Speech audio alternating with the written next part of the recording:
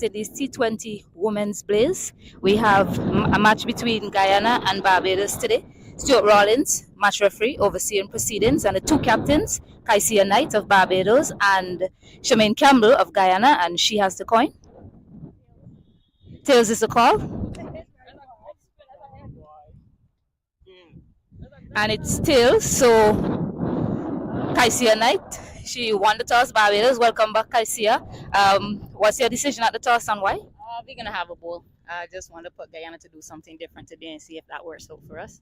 I think that they're a better chasing team, so let me see if they can set the toss and we can chase it now. All right, welcome back to you. I mean, it must have been good to see how some of the youngsters stepped up and fought for you guys, especially in that second game. Yeah, I was happy with the effort Trish put her. Leah Allen continues to show her experience at this level. Just hoping that today more people can step up and we can get over the line today.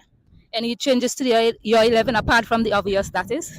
Connell out today with injury. Cumberbatch out, and I think one more. Can't remember that one exactly. All right. Well, all the best to you. All right, Campbell, you lost the toss. What would you have done? I know we will have a bat today. I think it's a pretty good wickety ball coming up pretty nice. So I think going back to our strength, if we get some runs on the board, I think with the bowling that we get, as I said before, it will put teams under pressure with some good feeling backing it up. All right, any changes to your 11? Yeah, we have young Bremen in and we have Welcome out today. All right, all the best to you, Charmaine. All right, well, that's it from the toss. The Barbados team, they won the toss and they decided to have a bowl first.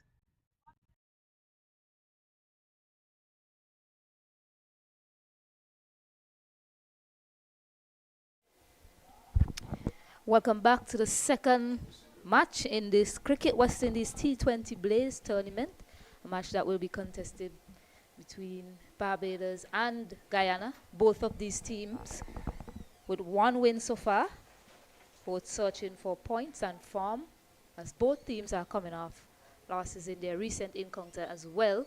For the Barbados team, news for them, Kaisia Knight and Kaishona Knight is back in the setup. The other person out is, well, injured. Shamilia Connell is out, along with Rihanna Goodenforth and Zelia Campbell. For Guyana, new opening combination. See Sherian Fraser heading out and Shabika Gajnabi. But the players out are Yonet Welcome, Naomi Barkoy, and Sienna Retimaya. So the news here, Barbados won the toss and decided to have a bowl.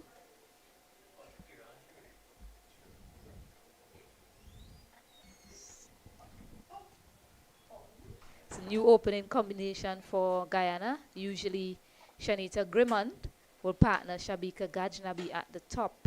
We see they have opted for that left-handed option in Sherian Fraser. So I welcome my co-commentator Shakira Selman. Shakira Selman, interesting move here from Guyana, putting Sherian Fraser at the top. Yeah, good afternoon, viewers. It's very interesting decision. They've gone for the left-right combination at the top, and they've also gone for Fraser, who got some runs against Barbados in that CG United Super 50 Cup game. Yeah, so Alison Gordon is gonna take the new ball. Of course, Shamilia Connell is out injured.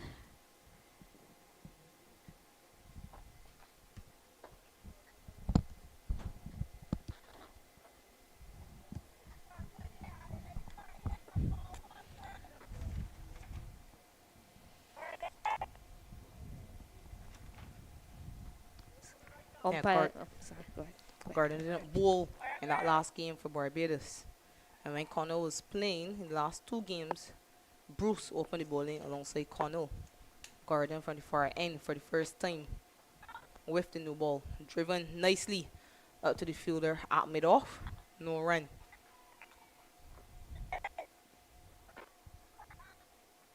I know Shabika likes to use her feet early to the bowlers.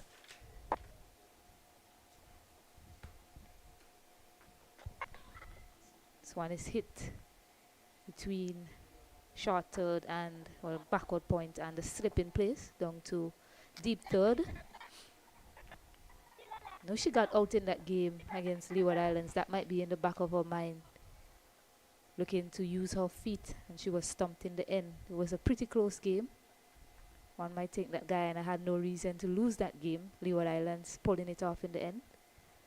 So they will certainly have that in the back of their minds, but they're batting first today, so a chance to put some runs on the board. Yeah, Gajnabi was stumped facing a spinner, Renice Boyce. She does bowl very quick off breaks, Boyce, but it was a spinner. So it will be interesting to see if Gajnabi is brave enough to use her feet to the pace or when the wicketkeeper is up.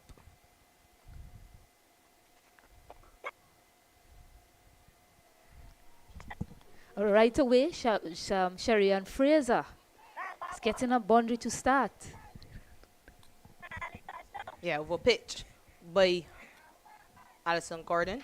In fact, didn't pitch at all, a low full toss. So it's an easy way to get off the mark for Fraser.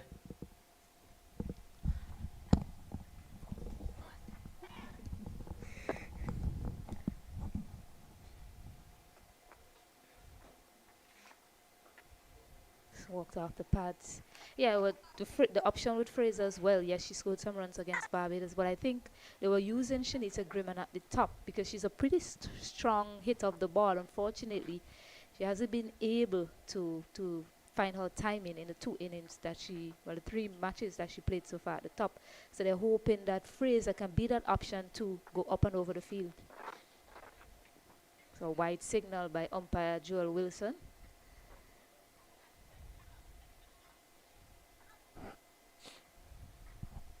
Yeah, in recent times, Fraser has been hitting the ball pretty cleanly. She did have a very brief cameo in Australia.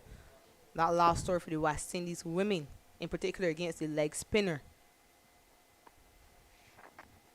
Cuts it straight to Keelia Elliott, who manages to hold on in the end. So Alison Gordon picks up Sherian Fraser, who lasts not very long at the crease. Yeah, struck it firmly, Fraser, but unable to pick the gap. She picks out Elliott at backward point. It's a very simple catch held by Keelia Elliott. Barbados have their first wicket. Guyana sits for 1. Fraser goes for 4.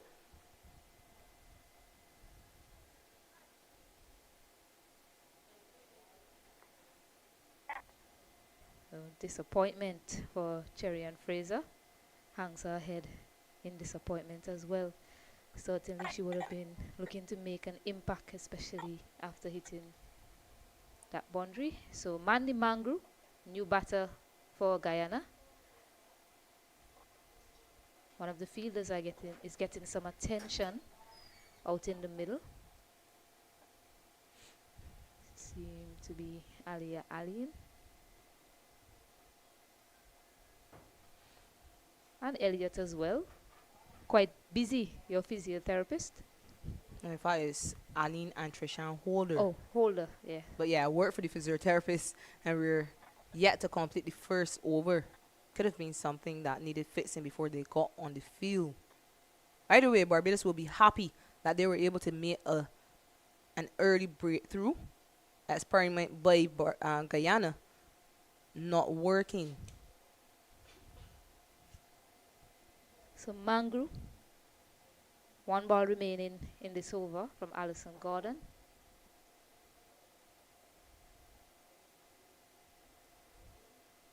So wide down the leg side. He'll come through for a single as well. Yeah, just failing to adjust her line, given that it's now a right-handed batter who's replaced the left-handed Fraser. So second wide in this over so far.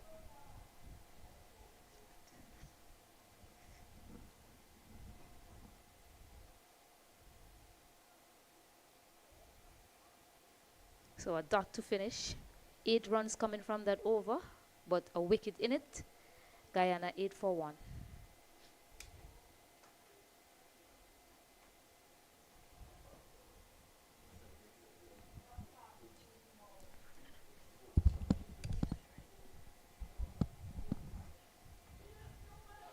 It will be Shanika Bruce from the media center end.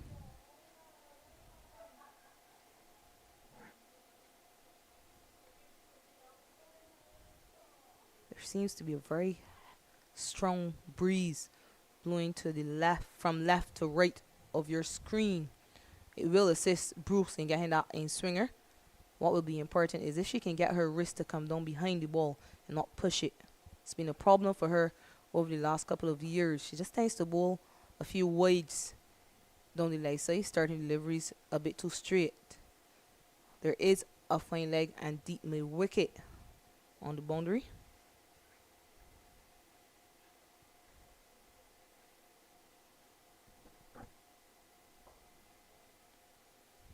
So Bruce to Mangru beats her. So that is the line that she'll be searching for. So that's a good start for Bruce. Yeah, very good start. Starting that ball just outside the ball stump.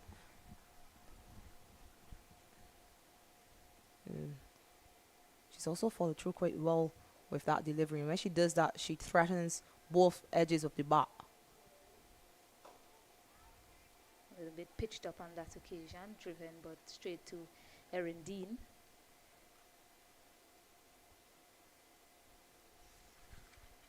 So change in the field, or change in personnel rather. Dean moves to short third. Yes, Canterbury is in an extra cover. It's a bit too wide that time.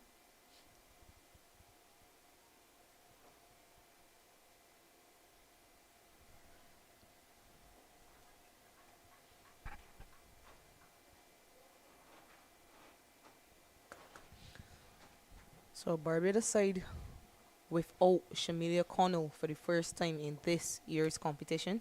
Of course, Kaisia Knight and Kaishuna Knight are back. It's beaten the outside edge that time. It's an opportunity for the younger bowlers and the younger pace bowlers perhaps to step up. Obviously, very big shoes to fill. Shamilia Connell, a West Indies pace bowler.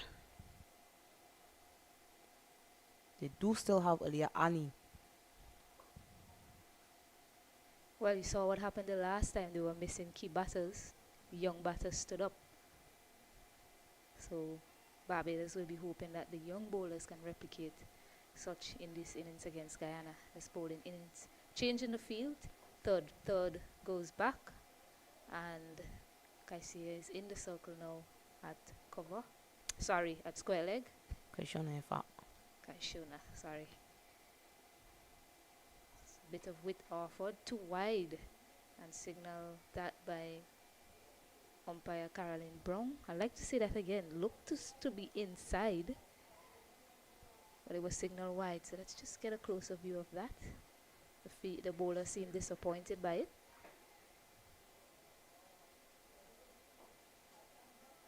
Nah, that was much too wide. So a good call by the umpire. Swan is flicked to fine leg, and that'll be the first boundary for Mandy Mangru. So our errant in line there was Shanika Bruce, especially seeing that fielder just came in the circle. The fielder was out on the fine leg boundary, and she was too straight from Bruce. Yeah, angled in down the leg side. Easily helped on its way by Mangru. So another batter gets off the mark with a boundary. Bit too short, looking for the pull, but misses out. So another dot to finish. The score moves to 14 for 1 after 2.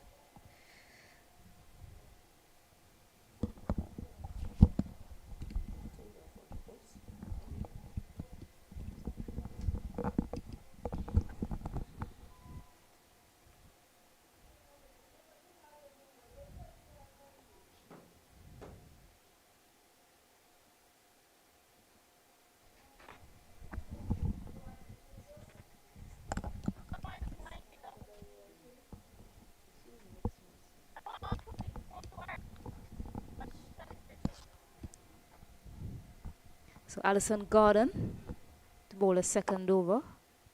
Gajnabi on strike. Walked into the leg side.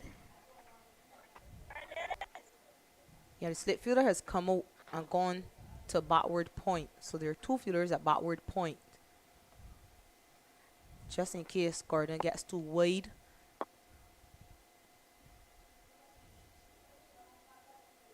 This one is hit up and over the fielder. And that's the way Gajnabi has been operating, and she picks up a boundary. I was talking about Gajnabi using her feet to pacers when the keeper was back. She needed not move her feet on this occasion because that ball was way too full and in the slot. So well played by Gajnabi. She continues to target those straight boundaries. Yeah, you mentioned those two fielders tight there in the circle. That's where she picked up the first wicket of the left-hander. Looks to use her feet there on that occasion. But just plays it down to mid-on.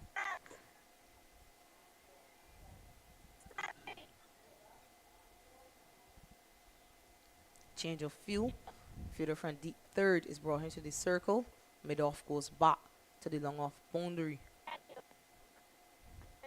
Perhaps just because of the last two shots, even though the last shot was a dot delivery.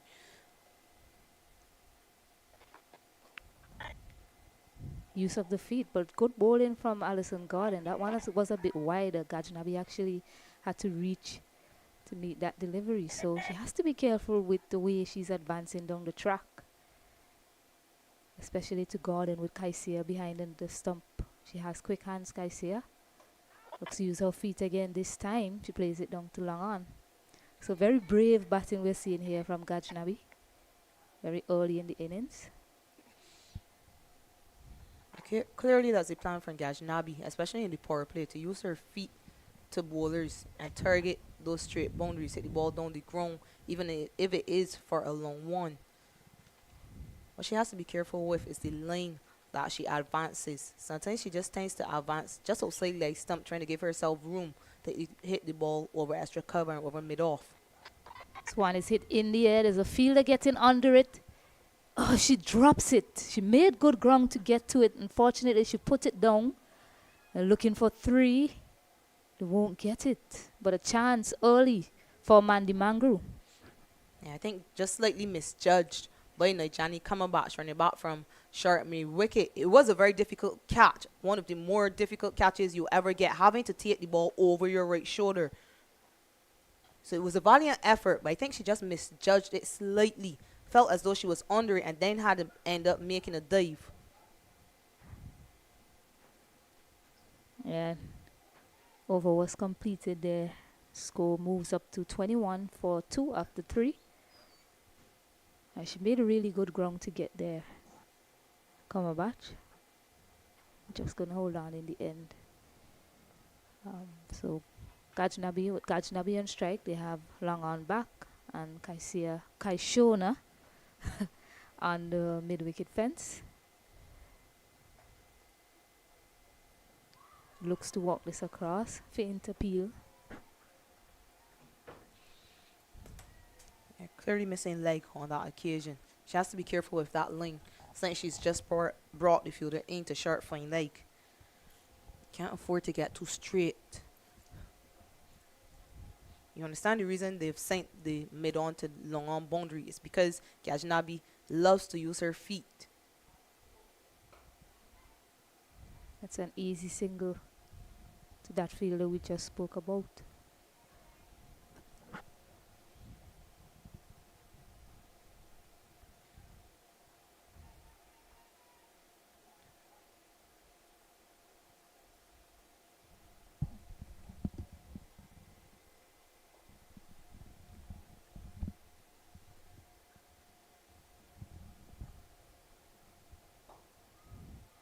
Driven nicely, but can't pierce the gap. But I think to Bruce, I think I'll risk it, especially in the power play to Gajnabi, because you know she's gonna use her feet. You know at some point in time she's gonna come charging at you. So just create a plan around that if you're the bowler and the keeper. Almost pulling off a stump in there, Mangru able to get back. White signal.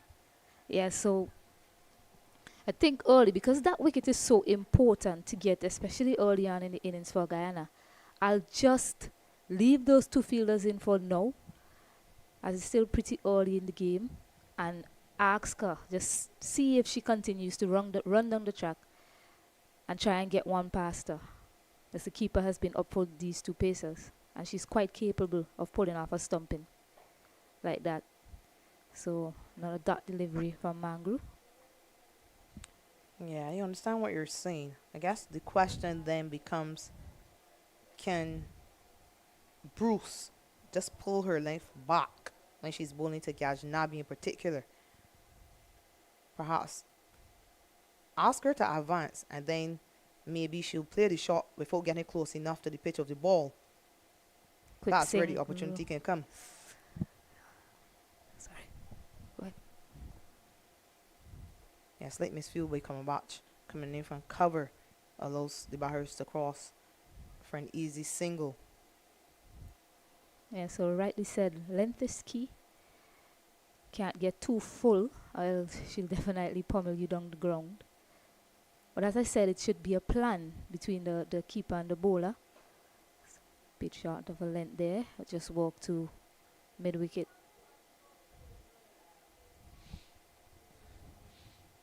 It's a single to finish, 25 for 1.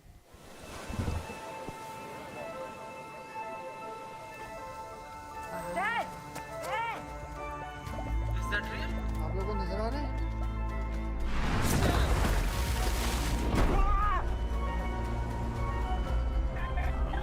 Well hit. Away it goes. That is a ridiculous. Look at this.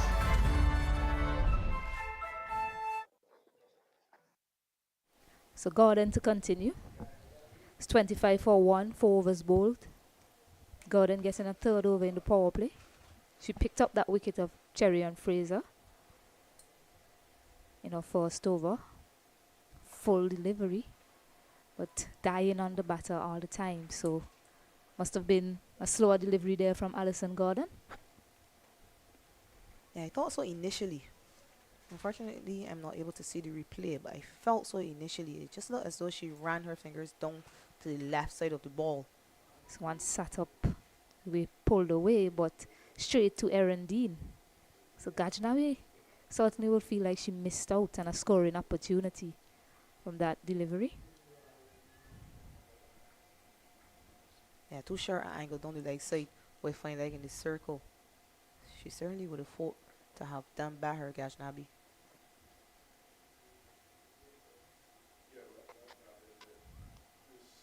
Bit short again. Mandy Mangru throws her head back in disappointment. So not a delivery that they've missed out on, and this is something that we've noticed. You know, they're not able to score off of bad delivery. We saw that with Brittany Cooper in the first innings. A lot of short pitch deliveries were not put away by her. So one is pulled in the air this time. Aliyah Allen should take it quite comfortably. So Mandy Mangru goes back. A second wicket goes down in the power play. Yeah, another shorter delivery. Somehow Mandy Mangru is pulling this one all the way in front to the fielder at mid-on. A very simple catch held by Aliyah Allen. She isn't going to drop that. Guyana lose their second wicket on 26.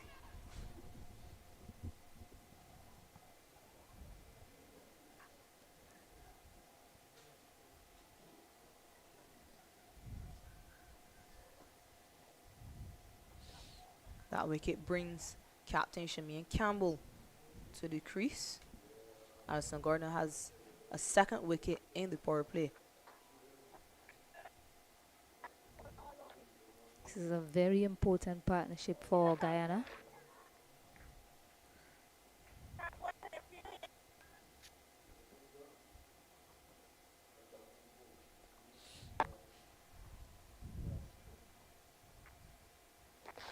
Full swept, but straight to Dean once more.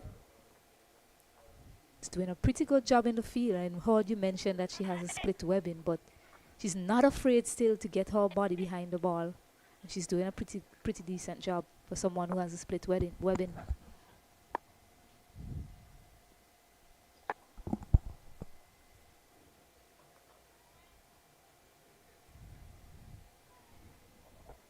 So 5 overs gone, but Guyana 26 for 2.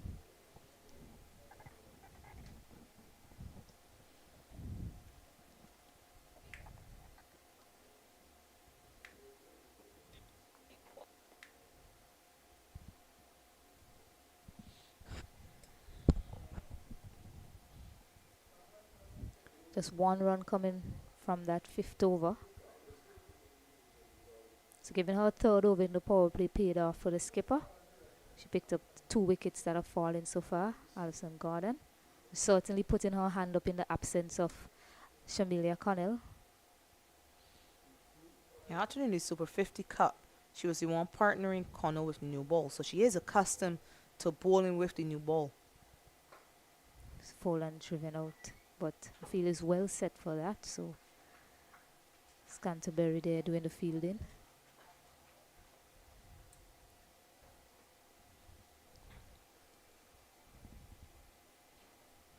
There's one more over remaining in the power play. Or 5 deliveries rather. Let's walk to the onside. Easy single taken. It'll be interesting to see how these two approach the rest of their innings. Given that they, in the back of their minds, they'll be thinking they need to get a formidable total on the board for this Barbados outfit. But also they'll be thinking they are two of the better batters that's remaining in this setup for Guyana. Don't want to say better batters, but they are the most experienced batters in this lineup. Two of the batters that have been scoring as well in this T20 tournament. Yeah, look, the fact is, these two are the West Indies batters in this lineup. So a large majority of the responsibility was always going to fall on them. So they would have expected this pressure. Even if they didn't necessarily want to have already lost 2 wickets, the pressure of scoring was always going to be on these two batters. Shamian Campbell is a very experienced player as well. Gajnabi is still learning her trade. Obviously, she's been up and down the order at West Indies level and at regional level. For this tournament, she's been given the opportunity to open the batting on a number of occasions. But it's how you get better as a cricketer. And the more situations that they are faced with like this, especially at this level, can only prepare them for the next level. Yes, that's well said, Shakira. And that, given that loss as well against the Leeward Islands after they were in a position to win that game, and the way they end up falling short in that innings will also be at the back of their minds. Another quick single taken. So right now for these two, it's about building their innings and then looking to take on the bowlers, especially in the last 5. After the power play, they're 30 for 2.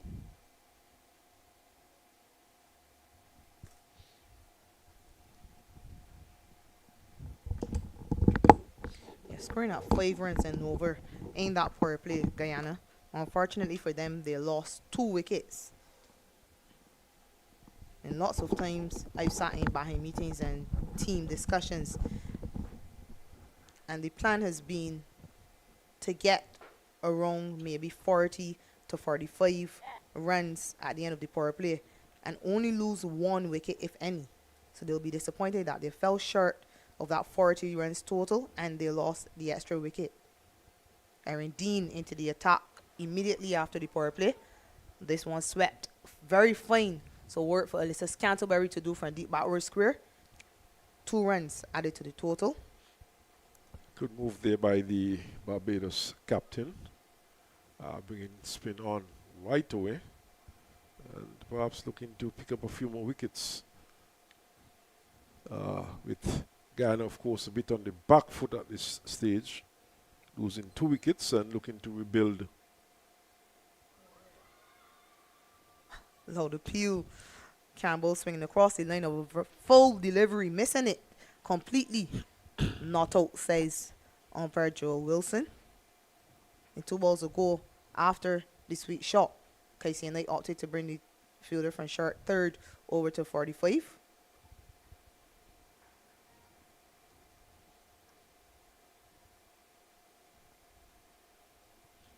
We have seen teams, though, Shakira, struggling in the power play. In fact, struggling for most of the overs. Right? In fact, in some cases, right down to the 20 overs.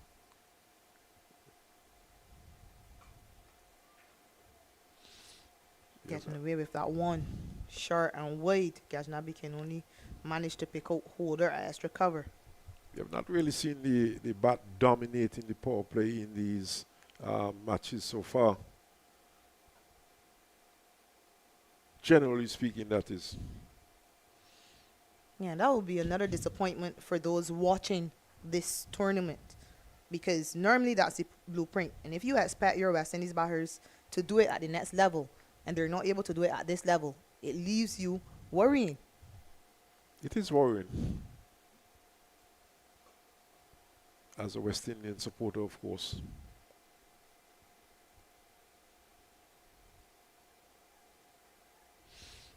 The end of Dean's first over is gone for 5. Guyana women 35 for 2 at the end of 7. The question too is, once a team has been selected, we know they're going to Pakistan next month. How much could be done during the interval, during that period leading up to that tour, to improve the batting of these players? No doubt they would go into camp. No doubt there will be some training. How much could be accomplished? That's the question. Well, they leave on April 6th, I believe. That competition starts on April 18th. And it's not something that's going to change overnight. It will take continuous work focusing on the right thing. So whatever head coach Shane Deeps decides is the right thing for these girls, but it will take lots of work. And hopefully we'll continue to see improvements, especially in the batting of the West Indies team. Start short, Aliyah Allen into the attack, replacing Shanika Bruce. Pulled away in front of square for a single.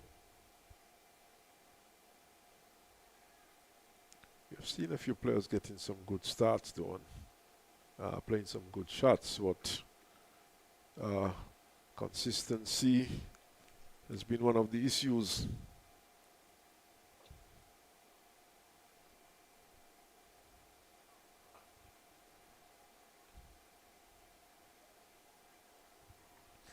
Yeah, that's been a big issue for West Indian batters, hasn't it? Certainly not just for female, but for men, of course.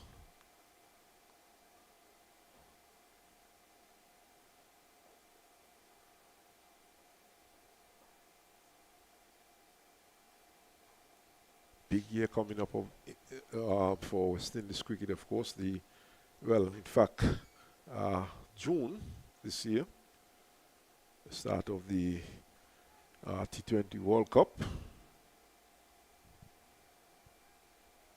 And they would be hoping to do well, the West Indies team. Some very good individual players.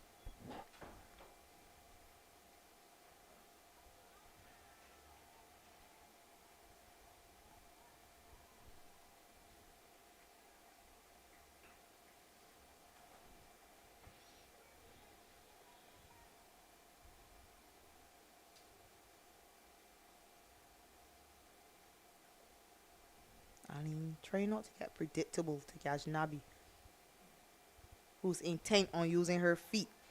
So good thinking by Aliyah Allen, showing all her experience and showing her understanding of the game, understanding of batters, understanding of her West Indies teammate. She knows exactly what Gajnabi wants to do, especially with keeper Kaisia Knight having gone back. Fielder at mid-on is in the circle, mid-off is in the circle as well. So she knows that Gajnabi is going to use her feet and try to hit her down the ground. As we say that, Knight decides to come up to the stumps.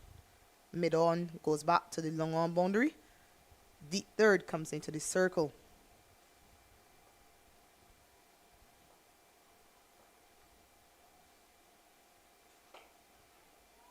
Throw immediately to the fielder who's just been sent back to the long-on boundary.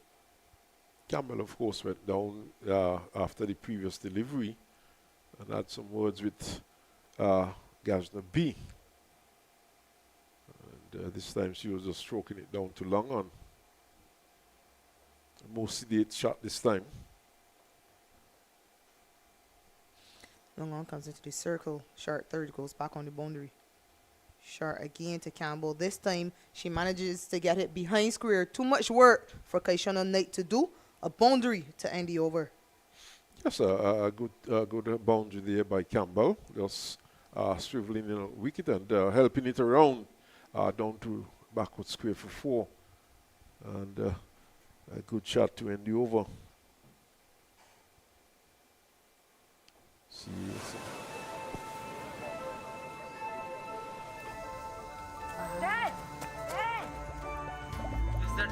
आप लोगों को नजर आ रहे हैं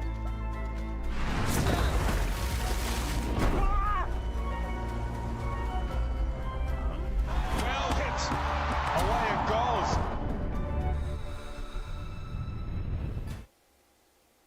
Aaron Dean continues. Start short. Pulled into the deep. Fielder slides past it. And into the boundary. Consecutive 4s. this time assisted by the fielder down there. Should have stopped that one, but really slid past, stopped one, and ball going behind and into the boundary for 4.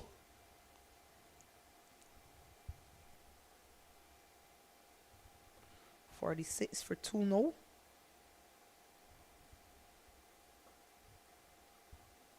Quick single. Holder cannot pick up cleanly.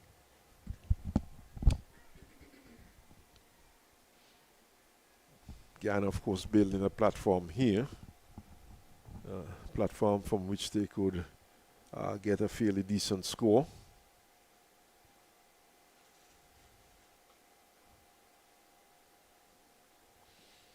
They're going at a fairly good rate at the moment. 5.53.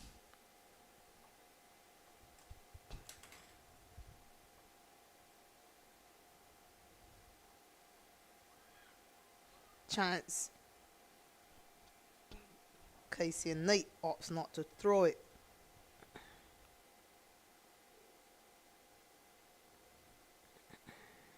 Think though the captain would have to show some good sense here and not throw a wicket away.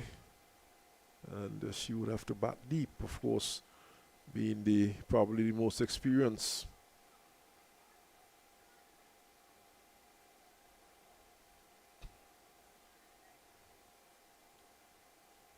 Yeah, so too will Gajnabi. Because in that last game which they lost, they seemed well in control of the game up onto the point where she was dismissed.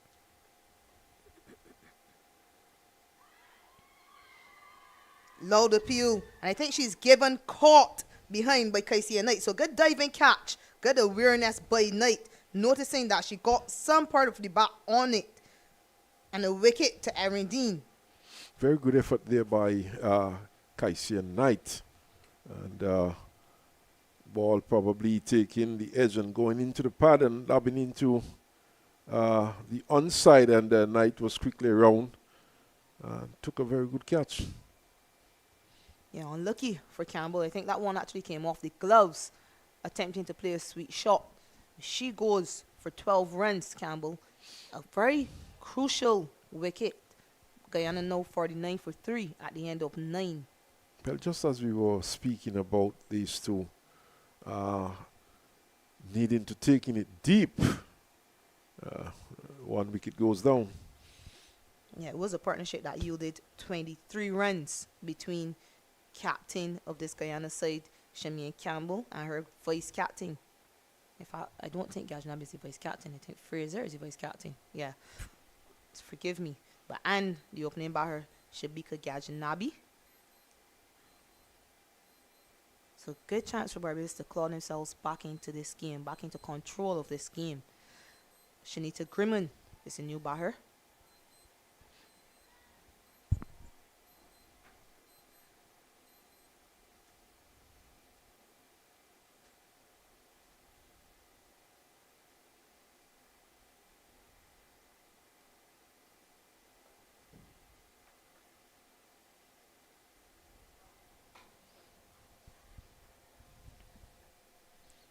Flat away into the deep for a single.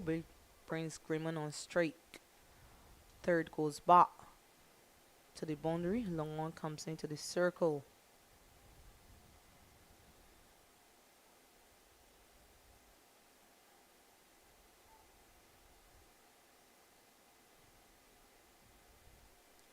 And actually, Maidon is sent back to long on.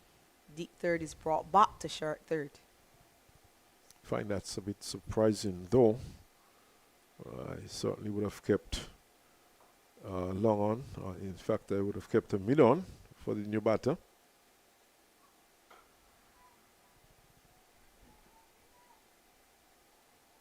Well in behind it, Grimman.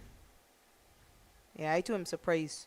Grimman has just walked to the crease, so I'm surprised to see that Captain Knight opted to send that fielder back to long on. It's a very hard shot to play, especially at the start of your innings. And she's bowled down right through her, playing all across that Shanita Grimman. So it doesn't matter where the fielder is. She missed it, she lost her stumps. Yes, playing down the wrong line, of course.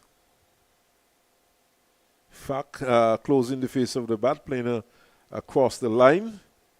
And not really playing the line and missing it and being bowled.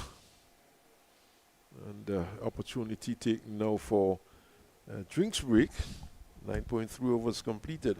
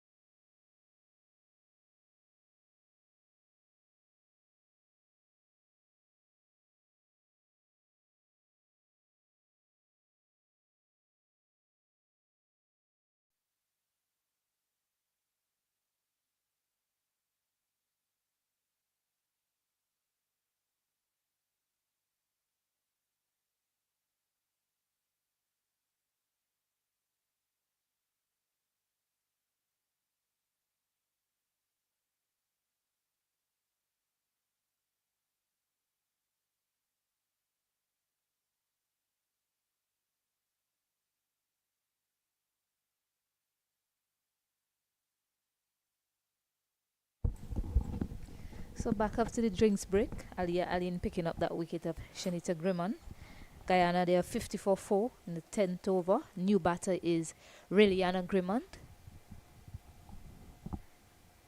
Asking the ball if she needs a change in the field, and does so. Erin Dean goes back to deep third.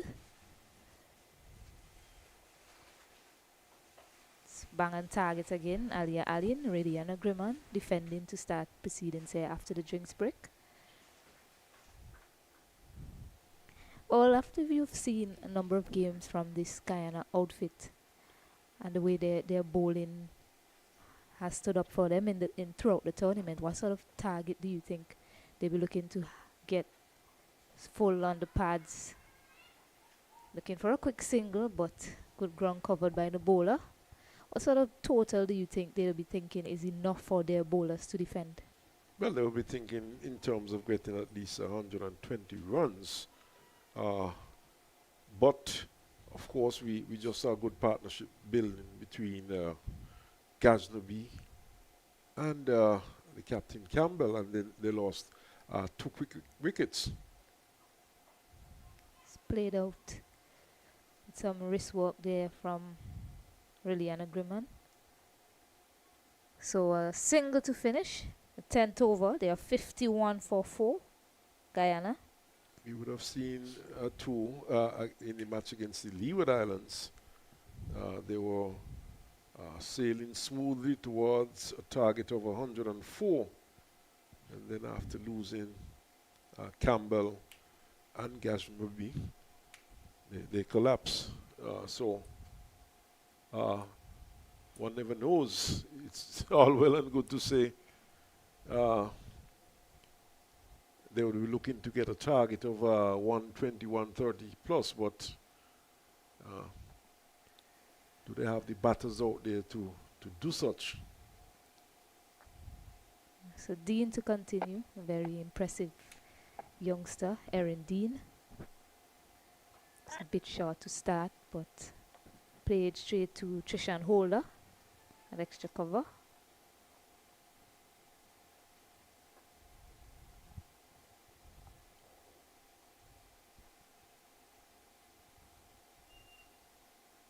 Bit of width offered. Accepted some work to do for Kaishona on the cover boundary. She does well, but bit of fumble from her allows them to get back for 2. 2 runs always seem to be on though. And it was just a question of the batters running the first one quickly.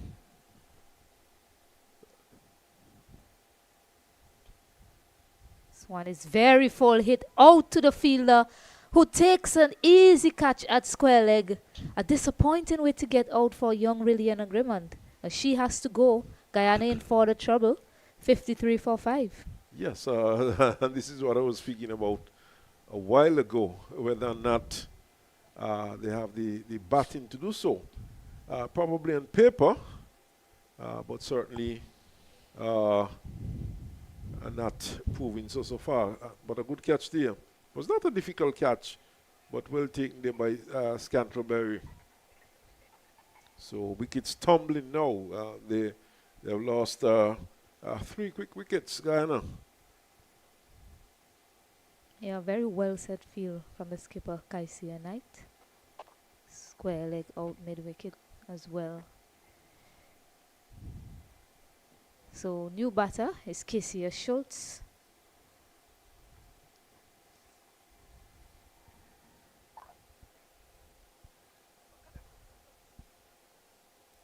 Yeah, she's a pretty young bowler, Erin Dean. She's learning her craft, so I give credit to the skipper for having that fielder out still. She bowled a pretty good, decent over before, but still keeping those areas covered. Manages to get the wicket as well. So Schultz to face. This one, she's turning it around to fine leg.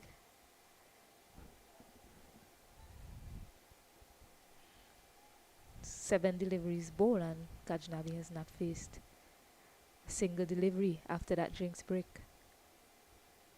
Swan is hit in the air, but there's no fielder around there. Fielder at mid-wicket will run off the boundary and keep it to 1.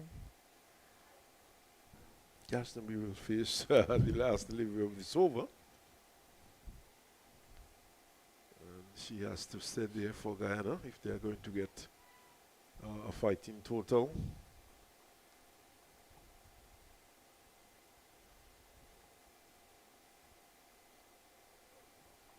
Walked to the onside, so she will retain strike. 11 overs gone, 55 for 5. Yes, 55 for 5, Guyana. And once again, another poor batting display by the Guyanese women. Losing wickets rather quickly. Yeah. Lot rest on the shoulder of Ghaznavi at this point. Yes, a lot rests on her shoulder, and it's very important that her attitude towards scoring remains the same. Yes, she's 21 of 27, but we've seen a lot of the batters who's in and know that they're key going forward. They just get in a shell and their scoring gets stalled. But so it's very important that Gajnabi still show intent to score, walk the ball around, pick up the singles where she can, put away the bad balls also. So there's a change in bowling. Keelia Elliott, leg spinner in this lineup for Barbados. T20 cricket, of course, is all about scoring.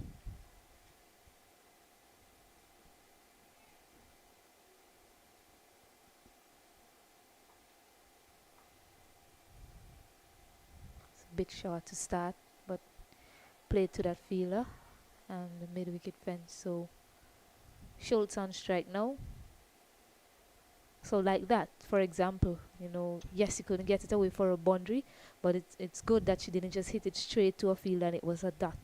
So she's got to minimize dots from here on out and take the strike as much as possible. A lot on her shoulders, as you said. Full ball played to the left of Dean, who gets a hand to it. Keeps it to 1. Of course, she would need some support from the other end. And she cannot do it alone if they're going to get a good score.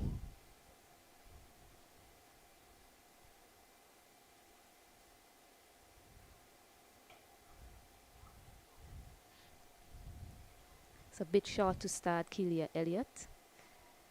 Hasn't found her line and length yet. Well, her length to these two batters just yet. It's adjusting.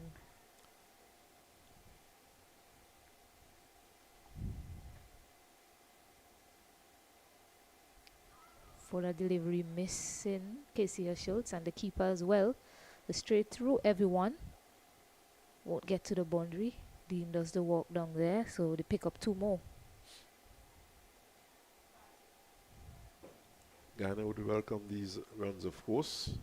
Bonus runs.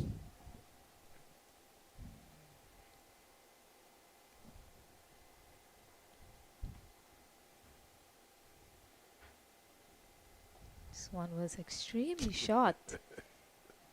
Looked as if it was going to bounce twice, but Casey Schultz did well to get some bat onto that. So what may have possibly been a no ball is a dot. Yes, certainly seemed to be threatening the bowler's toes. Very full this time.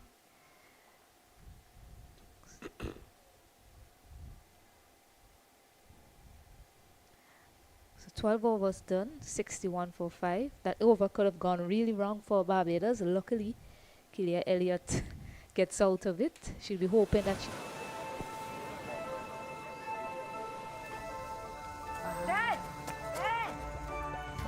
आप लोगों को नजर आ रहे हैं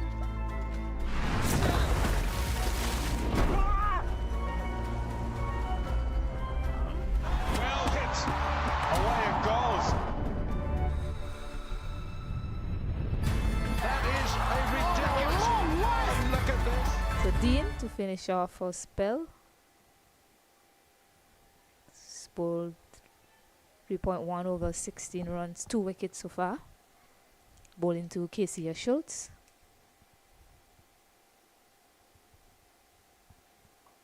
It's played in the air but landing just short of Dean. So far, Schultz has not suggested permanence.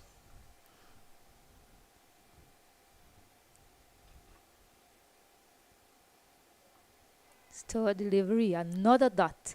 So what Schultz should be looking to do is try to get Gajnabi on strike. Instead, there are 3 dot deliveries in the over.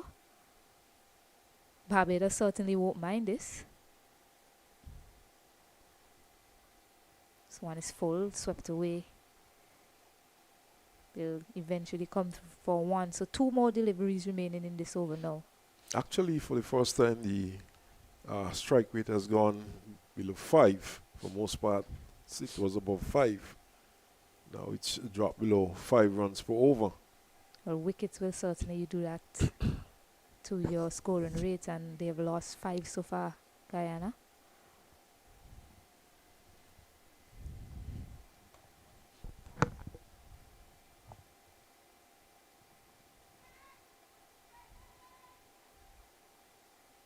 It's one more delivery. She's proven pretty difficult to get away, Erin Dean. She don't operate with a lot of pace. Batters, they have to make their own pace when facing her and create their own pace. And last delivery from Dean, still can't get her away, and just a single. So a pretty good spell of bowling from Erin Dean, who goes for 18 runs, but picking up those 2 very important wickets. So after 13 overs, Guyana is they're 63 for 5. Dean has been allowed to bowl that deliveries and so on and get away with a few deliveries that could have been put away. I sense here that Ghaznabi is trying to be too careful. We could see her get into the pitch of deliveries and just gingerly easing them into the onside and into the outfield, and perhaps trying not to get out at this point and affecting her stroke play, perhaps.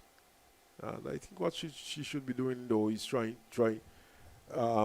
to look for boundaries if they're bad deliveries. I think she's there long enough. So there's a change in bowling. Keelia Elliott with the 1 over. Nijani Kamabach gets a bowl now to Shabika Gajnabi, who sweeps it well. It'll just be 2. Good work there by Asabi Kalinda. Yes, no point in batting the 20 overs. And at the end of the 20 overs, you're just 85, 95 runs. That's not a very good total. So despite the fact that 5 wickets are down, she still would have to look to score and score at a good rate.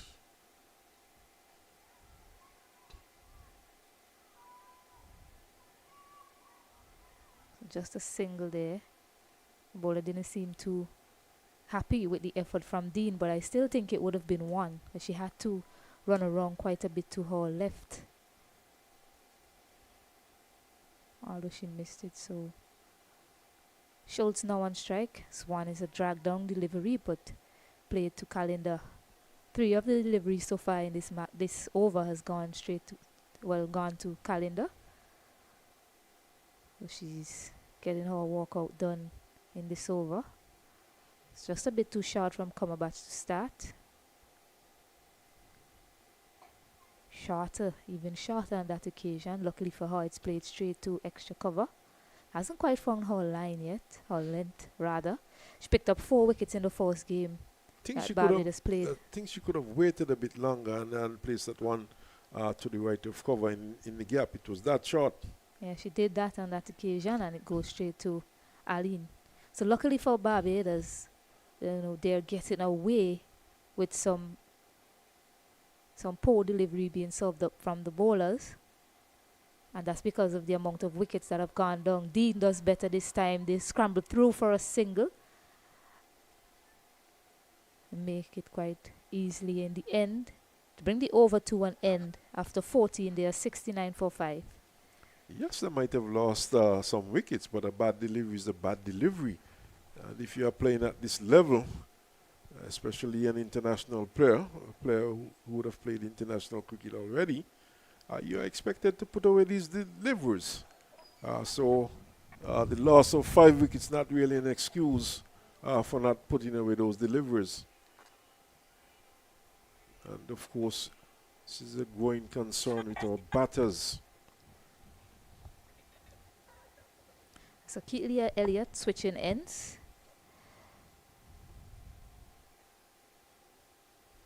And right away she bowls a better delivery. Direct hit may have been interesting there.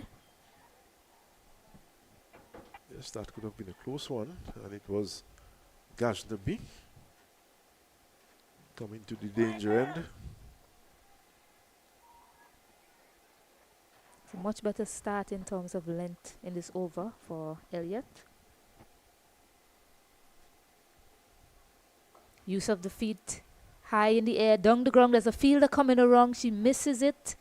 And Gajnabi and Guyana pick up a much welcome boundary.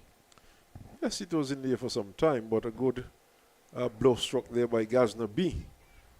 He did it fairly straight, and they're making it very difficult for that fielder to get to that one. Yeah, valiant effort from her on the boundary, but it was always dying on her. She put in the dive, unfortunately, going for the catch, which I think was the right thing to do. It is Gajnabi, and if they pick up that wicket, we will see Guyana in further trouble. They have switched fielders now. Alin is now on the long on boundary. Box this one to the onside to get a single.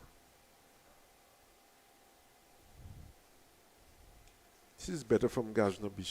She's looking to score, and she's getting runs. She has to continue to be positive if Guyana is to get a decent score. This one is played in the air. Should drop in just short of Alison Gordon. And then some spin that takes it away from her. And they pick up a single. Interesting shot there by Schultz.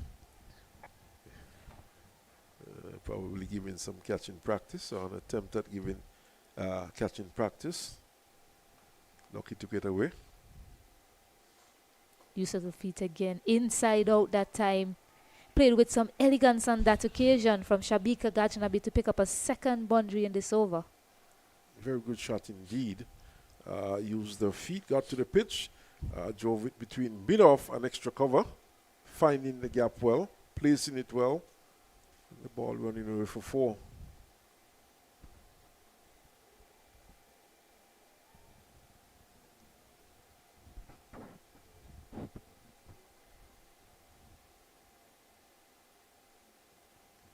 So quicker delivery from Elliott. And Shabika Gajnabi retains a strike. That boundary, that previous delivery that was struck for 4, forced the bowler into dropping the next delivery shot. Yeah. 81 for 5. 5 overs remaining in this innings.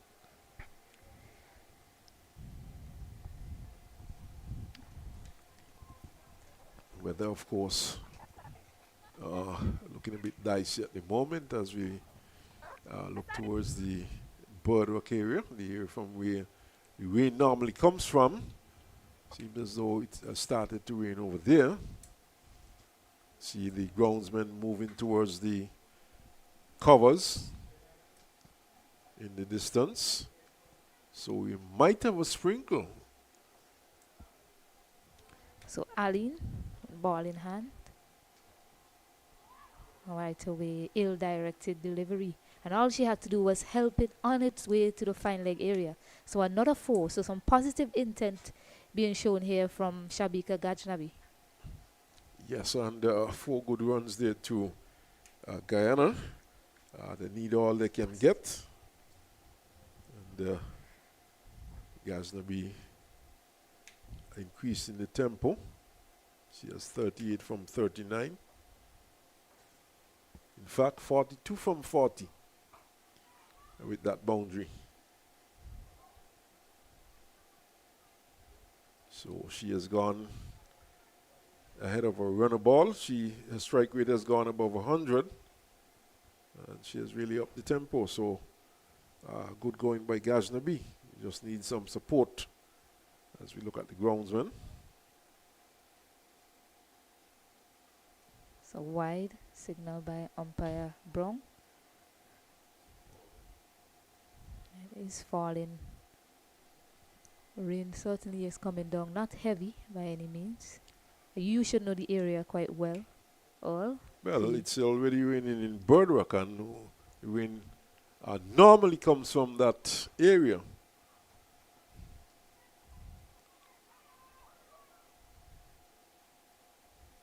Right. It's not a given, of course. Sometimes it comes from back of us. But we could expect a sprinkle in a short while.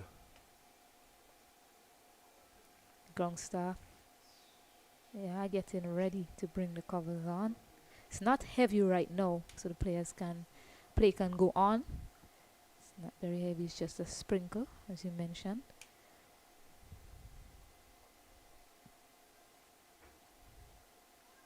Looking to play that one, ride that one down to the third shot.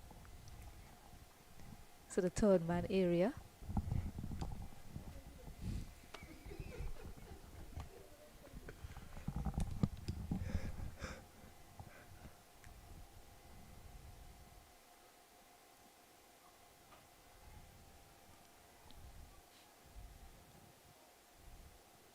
So finally, they call the covers on. They were probably waiting for that over to be completed. 7 runs from it. And Guyana, they're 88 for 5.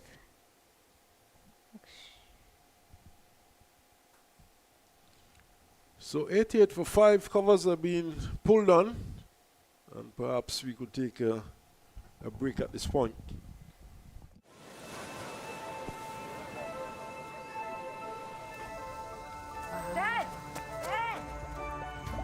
आप लोगों को नजर आ रहे हैं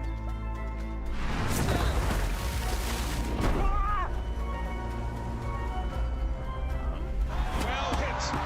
Away it goes. That is a ridiculous. Look at this.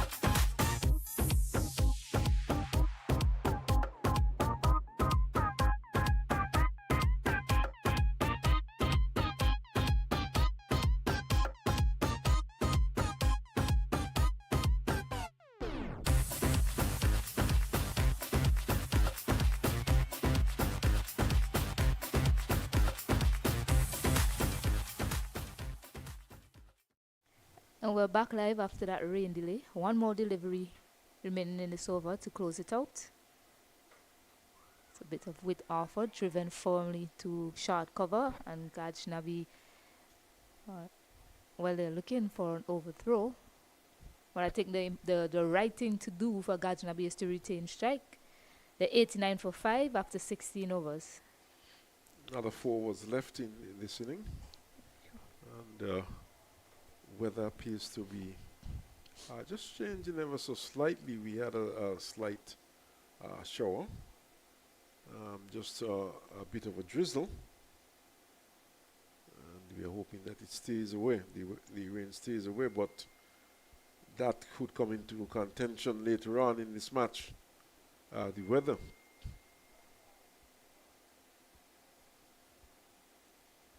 And of course, weather coming into contention could mean Mr. Duckworth Lewis, Messrs. Duckworth Lewis. They would also come into play. But we are keeping our fingers crossed, and we're hoping that we would have a full game. So Elliott for her third.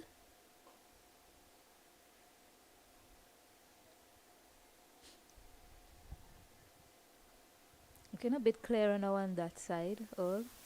But you still believe that we might have more rain around later on? Well, it's hard to say, because earlier on the weather had cleared up nicely, and thought that the rain would stay away for the rest of the day. What I've noticed, though, as you look over towards Nevis, it's been raining there on a regular basis. In fact, you can't see Charlestown at the Charlestown area at the moment. The southern tip of Nevis, of course. Schultz with a big swing across the line. It's a dot delivery. An adjustment right away in the field by Knight, just getting that fielder to go a bit straighter on the mid-wicket boundary. And Schultz need to try and rotate the strike a bit more and bring Gajnabi back on strike.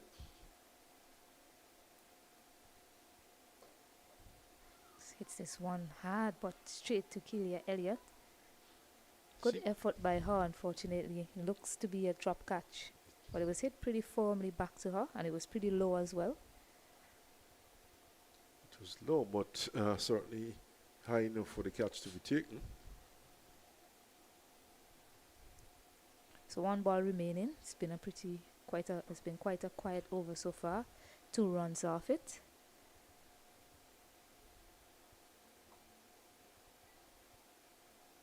So it's a dot delivery, and more importantly, Gajnabi is off strike for the start of the 18th over, and Guyana they're 91 for 5. 91 for 5, another 3 overs to go, and another 10 runs for over. Guyana could very well get to 120 plus. That's quite possible. They're going at over 5 runs per over. But of course, Gajnabi would need to get most of the strike here. Schultz does not seem to have the capability of getting the ball off the square.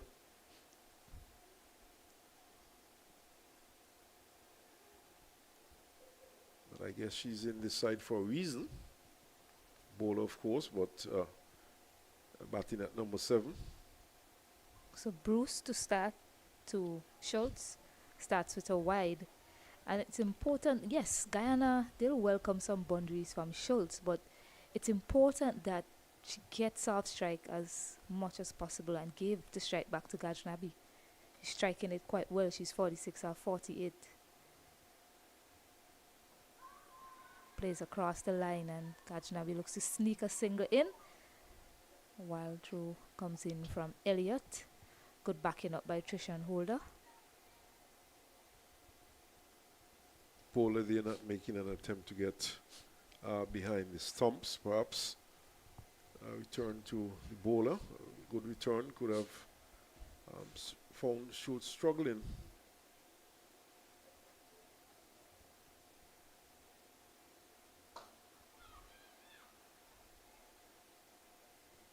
That's what we're seeing from Gajnabi. She's trying her best to minimize the dot deliveries.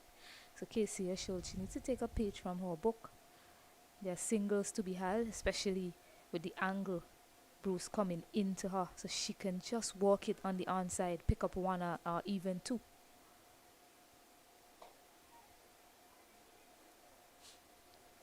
Looks to play it straight at this time. I think the Ghaznabi should be looking to find the boundary at this point. Perhaps she's looking to edge away towards a half century, but at this point, more importantly, the team requires some good hitting. Tries to give herself room, and really good bowling from Bruce followed her. Some disappointment from Gajnabi, but credit must be given to the bowler for that execution. Definitely needs to clear the boundary at this point, though.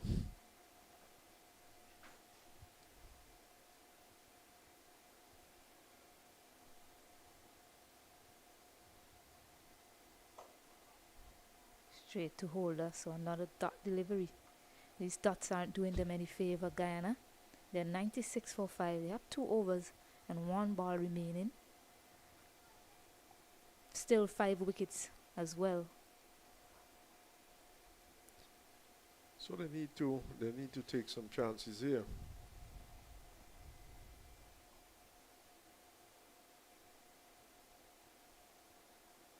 Use of the feet, still can't get it away, but enough for a single. And Schultz will retain strike. 18 overs bowled, 97 for 5. Schultz getting back on strike. I'm pretty certain that Barbados would prefer this.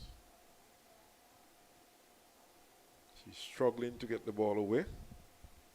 And in fact, she is on 11 from 21 deliveries, which means that she's striking just above 50 runs per 100 balls. Yeah, it's good that Schultz didn't lose her wicket quickly after that 5th one went down. But she's been there for 21 deliveries now. Looks to sweep this one, but square leg is there. So that's what we've been saying. You know, you're not able to get the big hits away. So your job should just be looking to get off strike every time you face. She does so quite well in the beginning of this over. So Gajnabi on strike now to Keelia Elliott. Use of the feet right away, chips this one over short mid-wicket. Alia Aline gets around quickly. They're looking for 2. But Schultz sent back by Gajnabi. So just 1. I think they could have easily had 2 runs there. It was to the right of Aline. She had some distance to cover.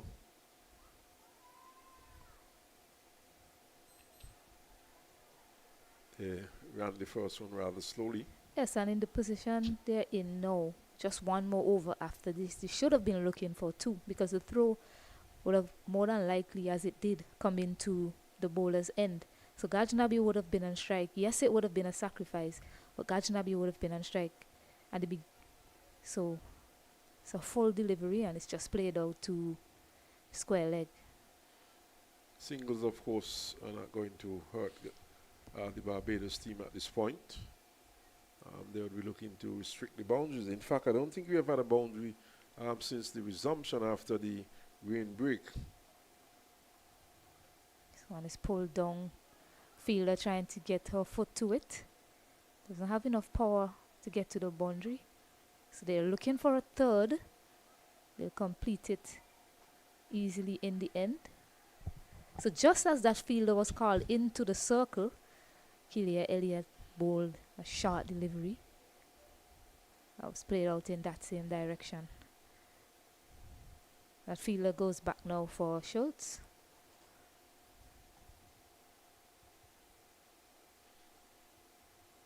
Rather notice to the 100 has come up for Guyana. Also a half century to Shabika Gajnabi. 52 off 52 deliveries with that 3 that she got in that over before. I must say it's been a responsible innings from her. You know, wickets were tumbling around her. 5 fours as we look at a few spectators there in the southern stand. Yes, one more over to go, and she has adjusted quite well in this innings. She started quite aggressively, but as the wickets were tumbling, she just pulled things back and looked to find the singles, put away the bad ball if they're an offer. But quite a responsible knock from her. Gets her team up to 100, so something for them to work with. The question is, how many more can she get in this over? Last one of the innings. Does not look like 120 as I was hoping. Looks to scoop it, scoops in the air, and Erin Dean takes a simple catch. So Alia Alien picks up the big wicket of Shabika Gajnabi. 5 balls remaining in this over. A rather interesting shot. We have not seen any of these shots from Gajnabi in the whole innings. This was a ball in the slot, and she could have driven that over the top. Yes, a premeditated shot from her, looking to scoop. She was already in position almost before that ball was delivered. Probably thinking that the third man was inside the circle and looking to go over third man. And in the end, she gave quite an easy catch. But perhaps not the right choice of shot at that point. Yeah, so Gajnabi goes back after a fighting half-century. Ashmini Munisa, new batter, in. They've opted to send back fine leg and third man and bring mid-on and mid-off in the circle.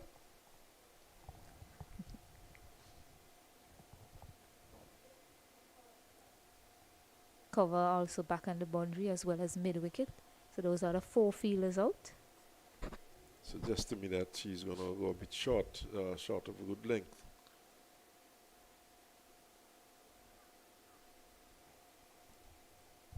In fact, does so.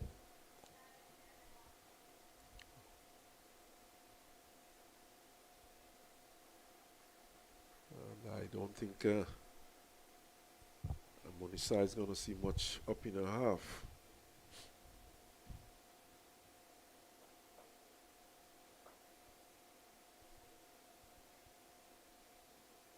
One is full this time. Trishan Humba ambling across there. Seem to be struggling with a bit of a niggle. They come back for 2.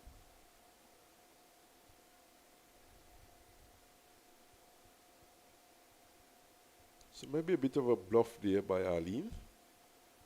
First delivery shot.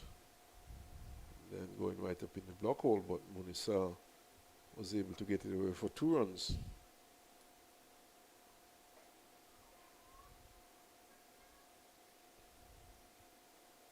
Yeah, a bluff that probably almost paid off, because the way she played that shot indicated to me that she was on the back foot waiting. It was fuller, but she didn't get to the pitch of the ball, where it got a bit of an edge to the onside. Uses her feet this time. I played out to cover for 1. So 1 more delivery remaining in this over. 3 runs off it. Can they finish things off with a boundary here, Guyana? Well, if you are a betting person, you certainly would probably bet against that, based on how things have been going. So 106 for 6, 1 delivery remaining. It's been good over so far from Alia Alien. She bowls a short one. Bit of a tennis bat swing down the ground from Schultz. And they come back for 2. So 2 runs from the last ball. 5 runs coming from the last over. Guyana women finished with 108 for 6 after their 20 overs. Well, 108 for 6, managed to get past 100. And perhaps might think that they might have a fighting chance or slight chance of defending this total. But with Barbados being strengthened with the return of the Knight sisters, I think the Guyana team would have their work cut out. And we'll be back shortly for the commencement of the Barbados' response.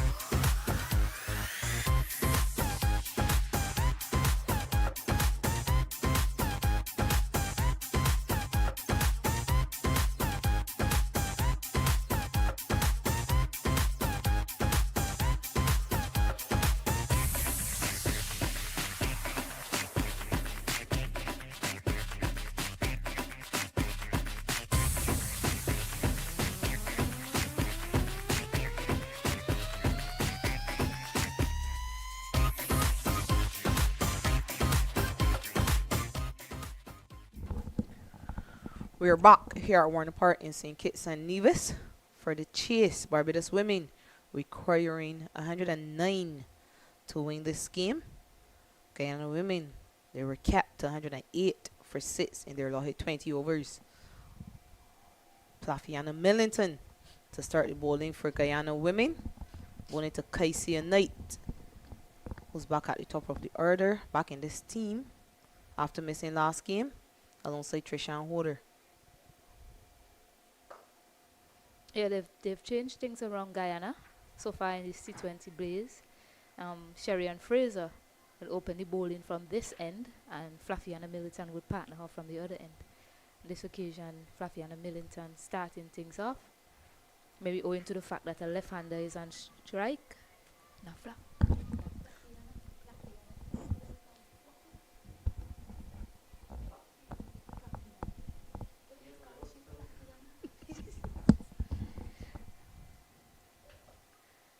Flafiana Millington to Knight. Yeah, the ever efficient Plafiana Millington. She's done wonders for this Guyana side across the years that she's represented them at this level. Running through and around the wicket, left-handed Knight. And this one is punched into the offside, but good diving save by Sherry Fraser. So Knight off strike. Millington has 6 wickets so far in the tournament.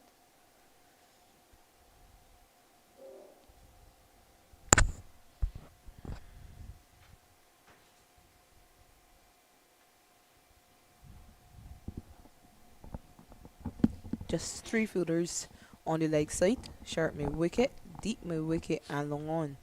So a heavily packed offside field to Trishan Holder.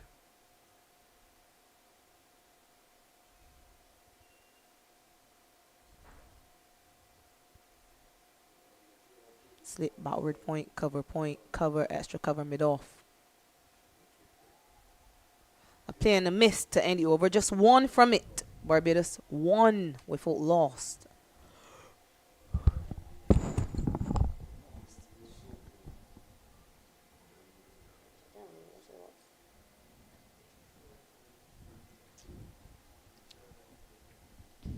See Captain Shemaine Campbell with the gloves this evening. The last 2 games, Mandy Mangru kept wicket for Guyana. So they're keeping things going with the spin bowling options early. Shanita Grimond has the ball in hand.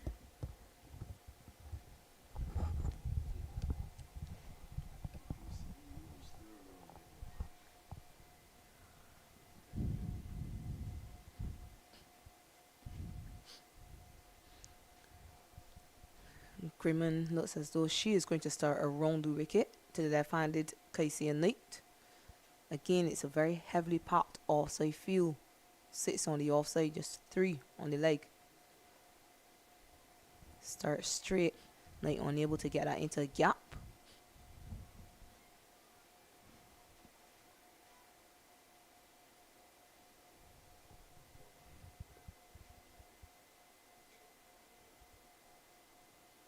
Short, punched away through the covers, and it should run into the boundary. It does. First boundary for Barbados women. Pretty similar to how she got off the mark on this occasion, beating the diving Casey Schultz, then crashes into the boundary. So Knight gets going. Shanita Grimond in the last 2 games, she's been struggling with her line and length, especially to the right-handed batter. This occasion she's facing up to a left-handed batter, still struggling a bit.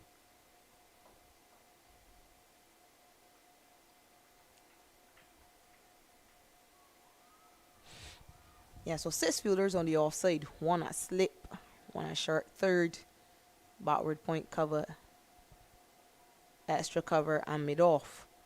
But she still has to be careful with the lines she bowls to the left-handed Kaisia Knight, who is very strong through the offside.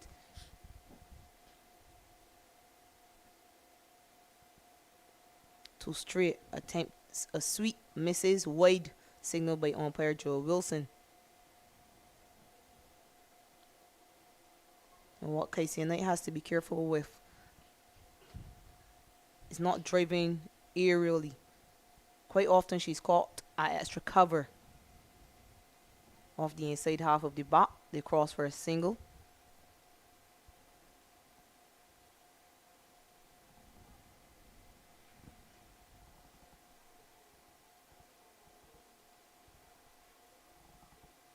Yeah, Knight back into the team this evening. She missed the last 2 games. She'll be looking to make an impact certainly for Barbados this afternoon.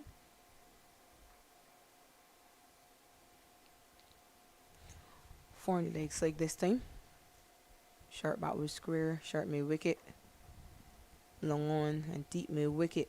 A dot to end the over. 6 from it. Barbados swimming 7 without loss.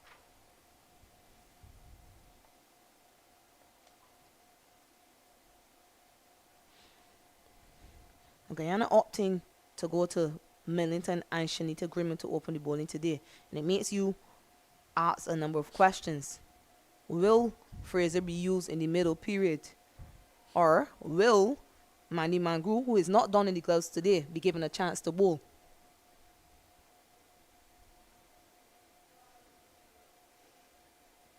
Full toss.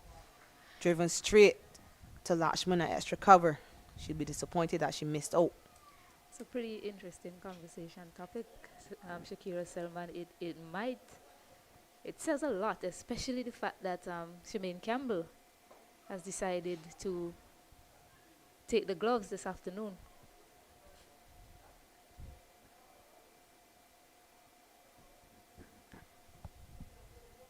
I guess it depends on if she's required this bowling lineup that they have. But I don't think Fraser won't be featured in this lineup this afternoon. I believe they probably just want to get the off spinning option to. Oh, that one was straight through her, Fluffy and Militant, and she's done it again, picking up another wicket early in the power play. So Trishan Holder has to go back. Yeah, well flighted by Millington. But it seems as though Trishan Holder just played down the wrong line. Completely played down the wrong line of that. Beating on the outside half of the bat. And it's crashing into her off stump. Playing for turn. Again, we see batters playing for turn when it's a new ball. Where more often than not, it slides on straight. Guyana have an early breakthrough. Barbados swimming 8 for 1.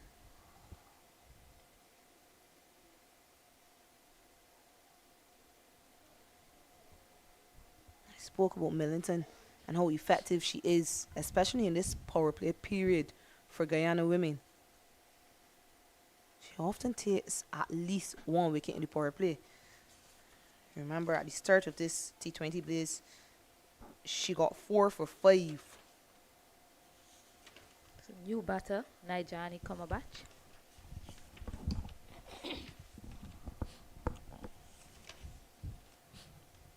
That was against Trinidad and Tobago women. So 4 wickets for 5 runs in that game. Dismissed Trinidad and Tobago women for 66. Defending 108 today.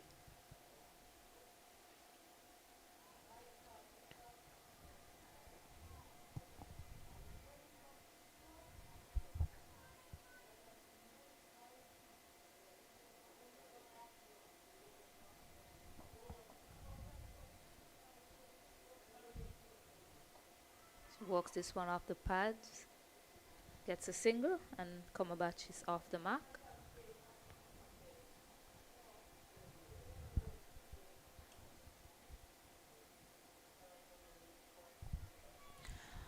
Another thing to keep your eye on is just how early Campbell goes to Lakshman, the rear spinner. On a few occasions, we felt as though she introduced Lakshman too late. Driven, and it's dropped. That could have been a crucial moment for the Guyana side. Could have put them on top of this game for certain. Casey and Knight dropped by Millington. It's driven hard back to Millington. She held it. I thought she had it for a second, but just let it go. So Knight lives to fight another day. It's a very important moment in the game. We've seen a number of batters gone on to score runs and win win the game for their team in this tournament after they've been given a chance. Yeah, so remember, Casey Knight dropped on 7. Keep that in the back of your minds or in a notebook if you have one close to you. Casey Knight dropped on 7. How costly will that be? So Grimond to continue.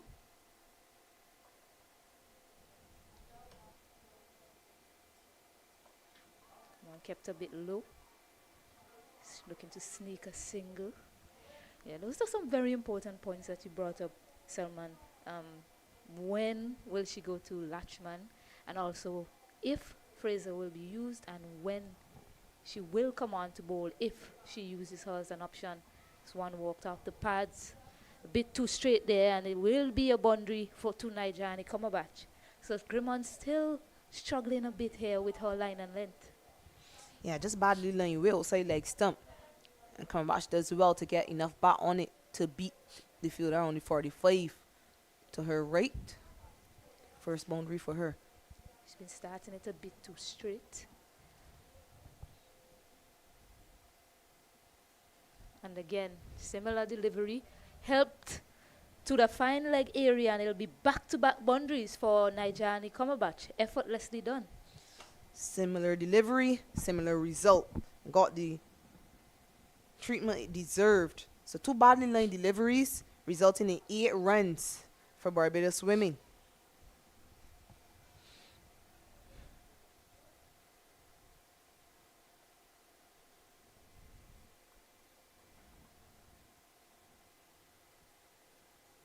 This time it's an edge and put down.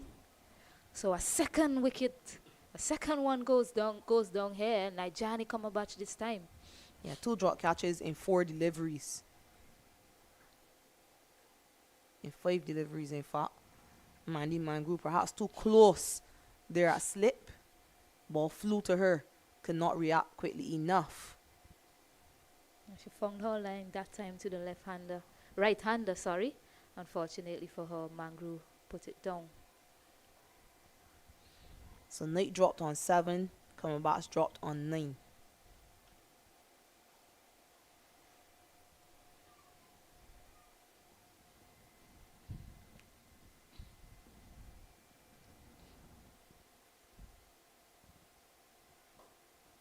Driven nicely to the left of the fielder at extra cover. They cross for a single. 10 from the 4th over. Barbados women 19 for 1.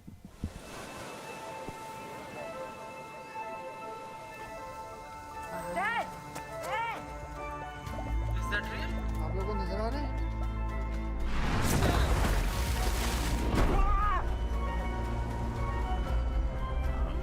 Well hit.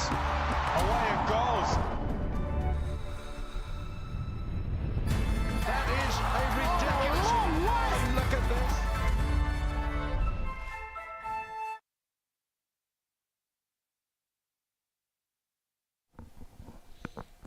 So Munisa, as I suspected, to come from this end after Millington. Interesting to see who Selman turns. Sorry. I'm not captain out there. Not captain out there. Shemaine Campbell. Interesting to see who she turns to from the other end as Munisa comes in high in the air this time. It's a chance. It's going over the head of Liliana Grimond.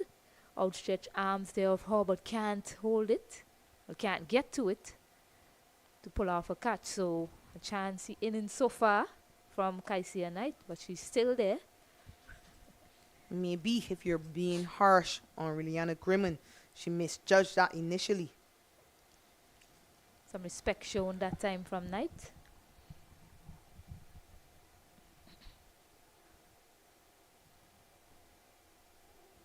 Yeah, she reacted late to it.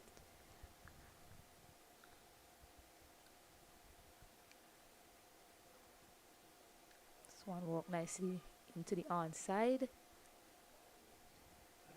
Experience showing here from Kaisia Knight. Picking that gap and calling through young Cumberbatch for a single. Yeah, good early call as well.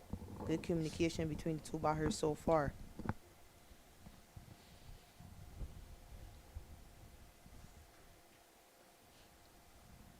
still long on and deep mid wicket.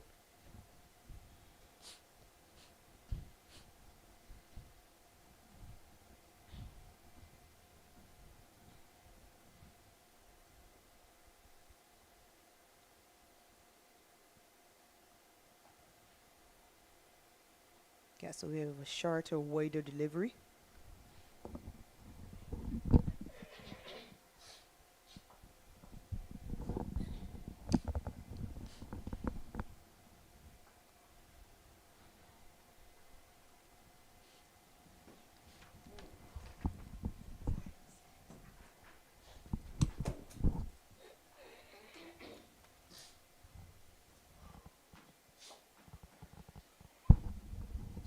Dot to finish. 3 from Unisar's first. Barbados swimming 22 for 1 at the end of 5.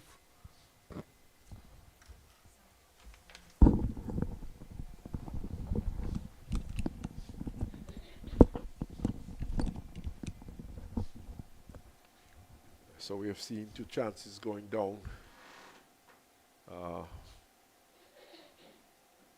the previous over. And the Guyana, of course, will be looking to hold on to every chance that comes their way.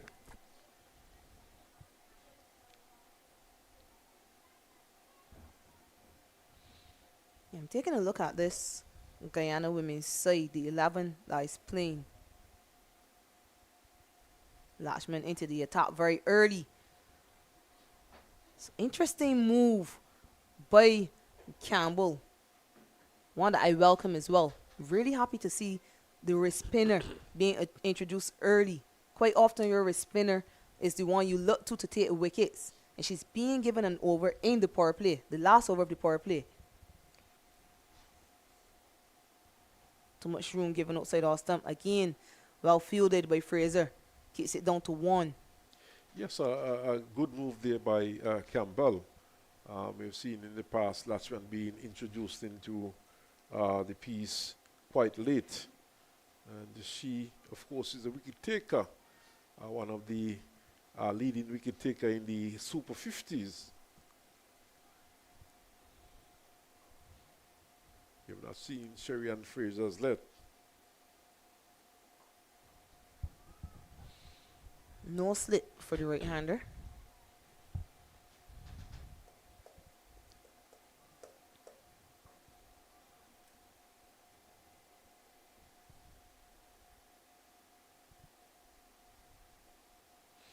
Too straight on that occasion. Work for Barkoi to do. It's not Barkoi, it's actually Hardat. 2 runs added to the total.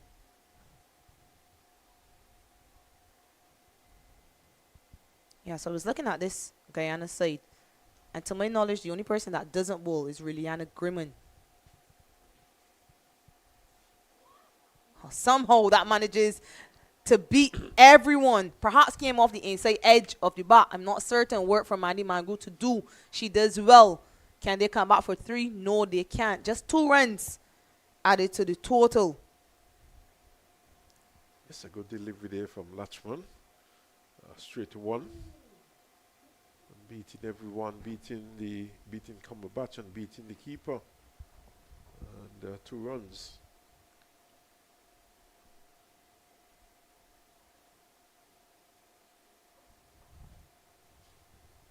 Fielders on the offside, all on the edge of the circle, except for the extra cover.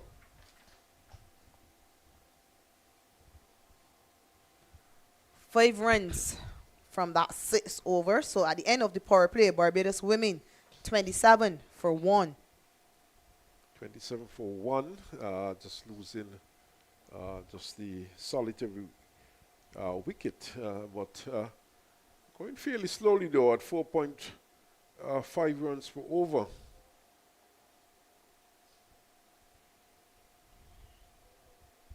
Chances were created, of course. Yeah, the captain for Barbados, Casey Knight, being dropped when she was on 7. And we'll just have to wait and see how expensive that miss will be. She so far has added another 5 runs to a score.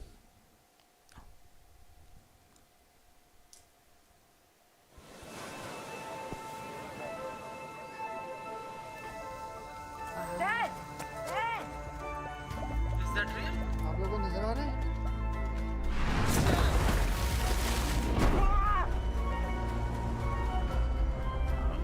Well hit. Away it goes.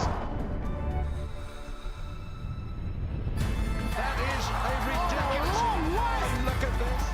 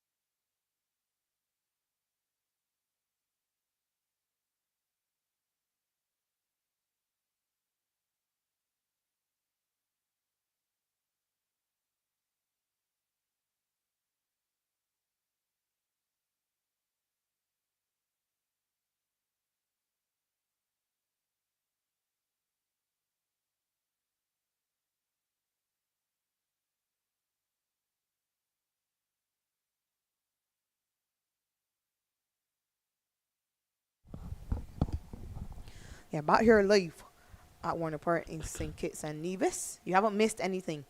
Casey Knight was just being tended to by the physio. She's back up and ready to go. So the end of the power play, Barbados women 27 for 1. Ashmini Munisar to continue from the media center end. Long off, long on, deep mid wicket and deep cover. Call for a quick single again. A direct hit by Shameen Campbell. Looks as though Knight has made it safely.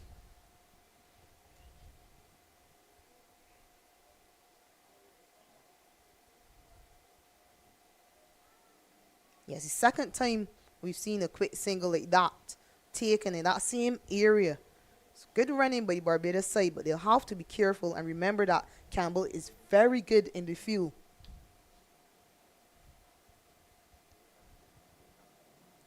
I think though the return there from Campbell was a bit slow. She really took her time. And had it been a quicker return, I could have found herself in some trouble.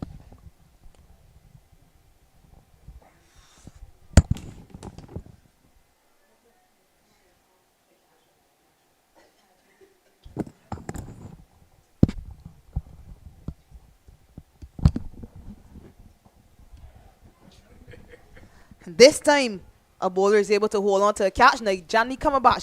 Being given a life on 9. She perishes for 14. Yes, a good wicket there for Guyana.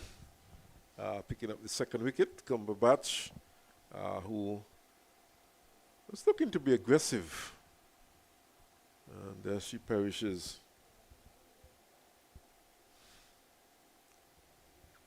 And Barbados women now 28 for 2 into the 7th over. And Aliyah Aline strays to the crease. What Guyana has done well so far too, they have been able to keep the scoring rate in check. The required run rate at this point, 6.07 runs per over. And they have picked up a second wicket. And if they can continue to apply pressure and keep things tight, they could find themselves in with a very good chance of taking this one. Yeah, Ali Bahi not 4 in this game. Barbados probably wanting to continue with the right and left partnership. Previous games, Kaishana Knight have been behind before her. So two experienced batters at the crease now. Barbados will be hoping for some type of recovery.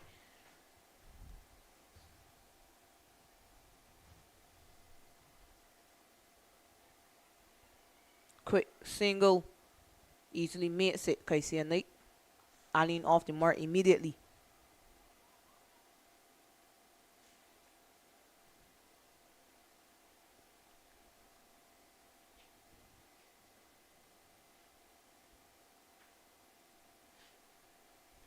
Guyana seems to have this ability to build pressure when they're bowling. Another quick single. Good cricket by these two. 30 for 2 at the end of 7.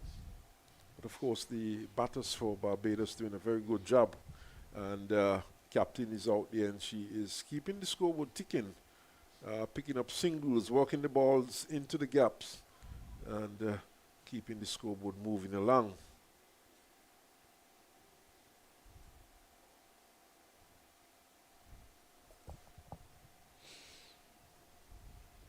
79 runs needed from 78 deliveries. This could be a close one. Barbados will be hoping they don't let it get too close. Remember that first game they lost to the Leeward Islands women? They took a bit too long before they started pushing for twos and trying to hit boundaries. Lashman to continue. Can't help but admire her control. She adjusts so quickly and so easily to right-handers and then left-handers. It's not very easy to do that as a bowler. It's not easy at all to do it as a wrist spinner. Driven nicely, slight misview. Does not cause a single. Question though is how long is Campbell going to persist with Latchman? Another chance put down again by another bowler. This one was powerfully struck back to Latchman.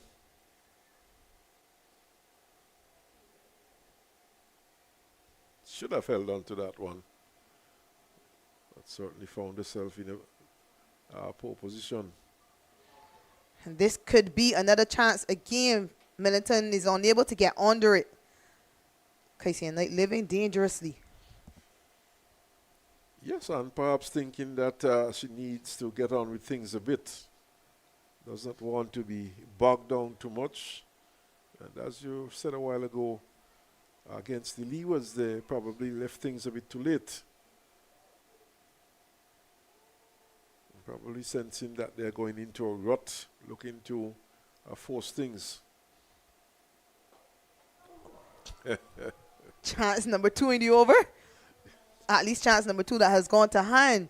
Ashmini Moon is served very close at sharp mid wicket. Didn't have the time to react.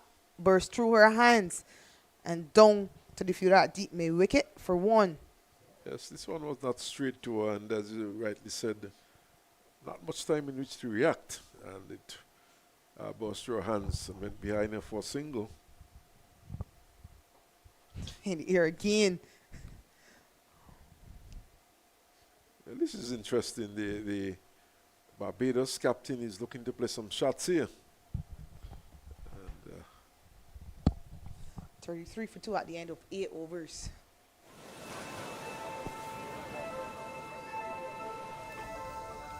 Dad! Dad! Is that real? आप लोगों को नजर आ रहे हैं?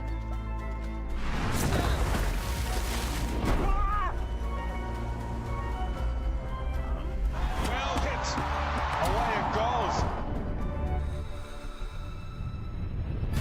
That is a ridiculous. And look at this.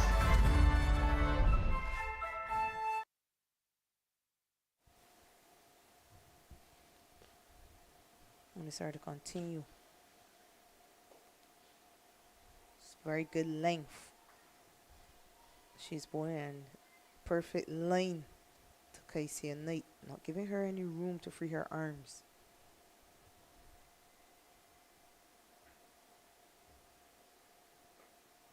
Goes wider this time.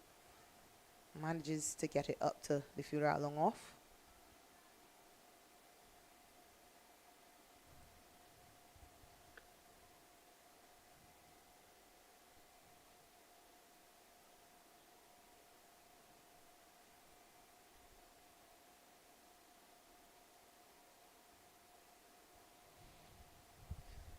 Last over was a very interesting one, a very exciting one.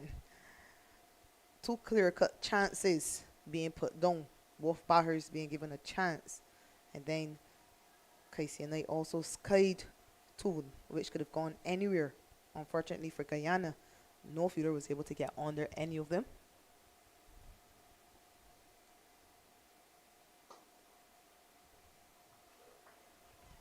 The bowlers, they have done a good job so far for Guyana, but they're not holding on to the catches.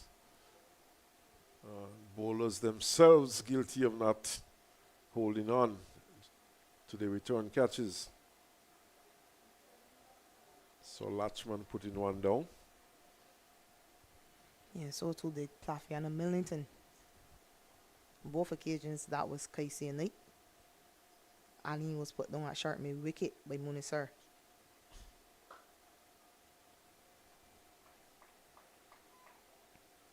He's trying to hit that one too hard and ends up dragging it to the fielder extra cover. Mid off being sent back to the long off boundary for the final delivery.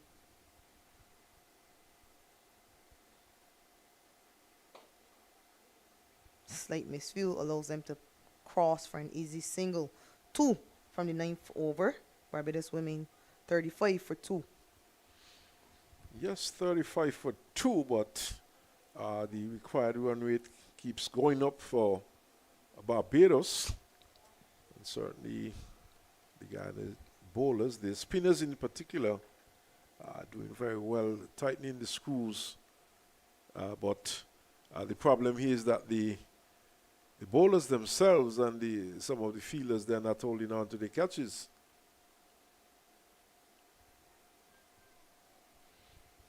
Yeah, Munisar just gone for 8 in her 3 overs. Latchman is gone for 8 in 2.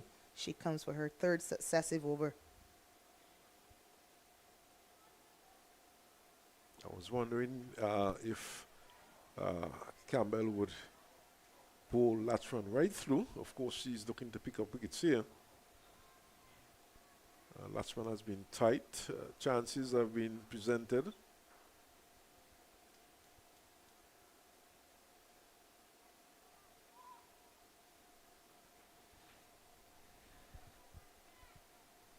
Yeah, I think it's a good move to get Latchman in for a 3rd over. I'm not certain it would give her a 4th.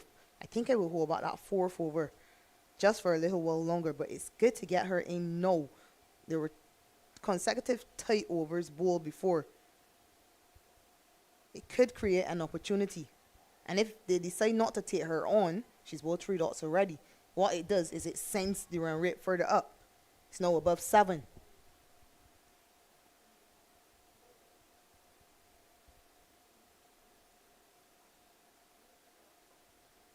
I'll bowl once more. Excellent start to this over so far. The run rate above 7 can prove to be difficult for these batters. We have not seen teams score runs in excess of 6 runs per over in this tournament on a regular basis. She finally finds a single, Aline. Just 1 from this over so far. 1 delivery remaining. So the Guyana team fighting hard here. And Barbados has to be very careful at this point.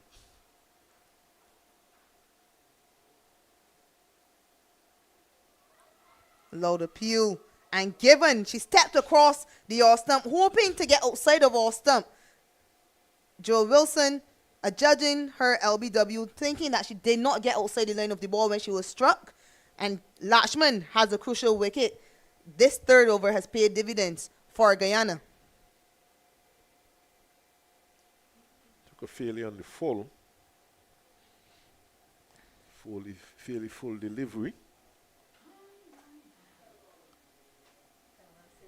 And of course, with that wicket going down, right on the stroke of the 10th over, we'll take a break.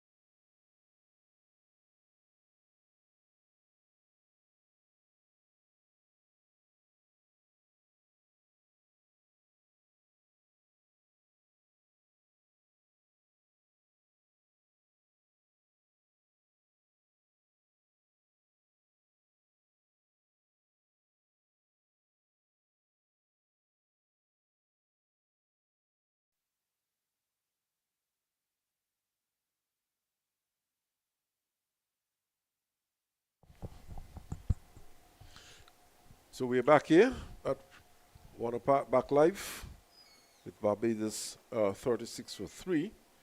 We've had some 10 overs completed, and going at just 3.6 runs per over. Schultz into the attack, and this one is pulled into the onside. Yeah, new bowler Schultz. It's a very important period in the game. You know, this game started when they needed less than 6 runs per over. Now it's up to over 7 runs per over, 7 and a bit. And we know 7 runs per over could be very difficult in these games for these batters. Hit hard down the ground from Kaishona Knight, who is the new batter, replacing her twin sister Kaisia Knight, who was dropped twice, once on 7 and the other time on 14. Luckily for Guyana, they've managed to dismiss her. Shot in the air, caught. My word. Barbados really folding here this afternoon at Warner Park. It was shot. She rocked back and played it down to deepish mid-off. And giving an easy catch there. Looks like Latchman. Reliana Grimman. Grimman, in fact, yes. The number 25 took that catch. Alia Alin, who was dropped on 1, by the way, has now been dismissed as well. So batters who have been dropped so far, they haven't gone on to hurt Guyana. So 38 for 4. And I was about to say in this over, it is a very important over in the context of the game. Because Schultz, she's a pretty decent bowler, but I found in this tournament, she struggled a bit with her length, especially. That, on that occasion, it was a short delivery, but it was played straight to Grimman at mid-off. So it should give some confidence to Schultz going forward in this bowling innings. Yes, it was a very short delivery, and she sort of rocked onto the back foot and placed the weight on the back foot and played it in the ear and was out caught. So a Sabi calendar, new batter in. Barbados struggling, of course, 38 for 4, being over number 11. You know, while all these wickets are falling, the run rate is shooting up also. Yes, Have it's to keep an eye approaching on 8 that. now. Looks to play across the line, but a bit too high. Guyana on top at the moment. They're getting wickets and they're pushing up the required run rate.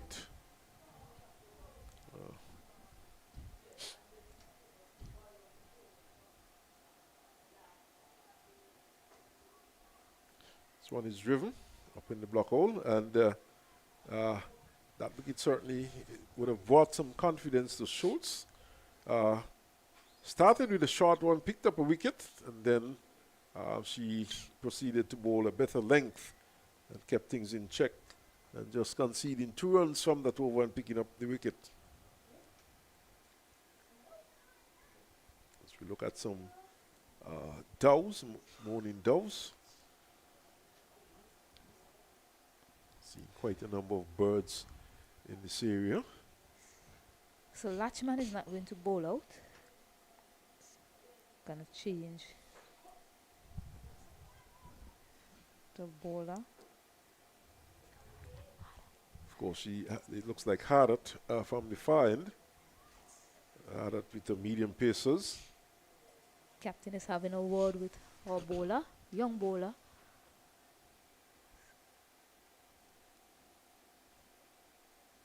Chance for her to sneak and over in. Of course, she didn't need to go to Hardat. She had other options in the field. She's given Hardat a chance. Perhaps she should have gone to Sherry Ann Fraser, but she has not been bowling too well in this competition. But of course, she's an experienced player, an international player. You know, Barbados, Kaishona Knight, a very experienced batter. She might look to put pressure on the youngster here. Starts too wide. Of course, this is a bad start there for Hardat, but one would have thought that Campbell would be looking to tighten the screws at the moment and try to pick up another wicket as opposed to getting through some overs. That does not look. You look for a single. In the end, both batters decided no was the right call. So I was saying that does not look like the type of bowler from what I've seen in the competition so far to get you many wickets.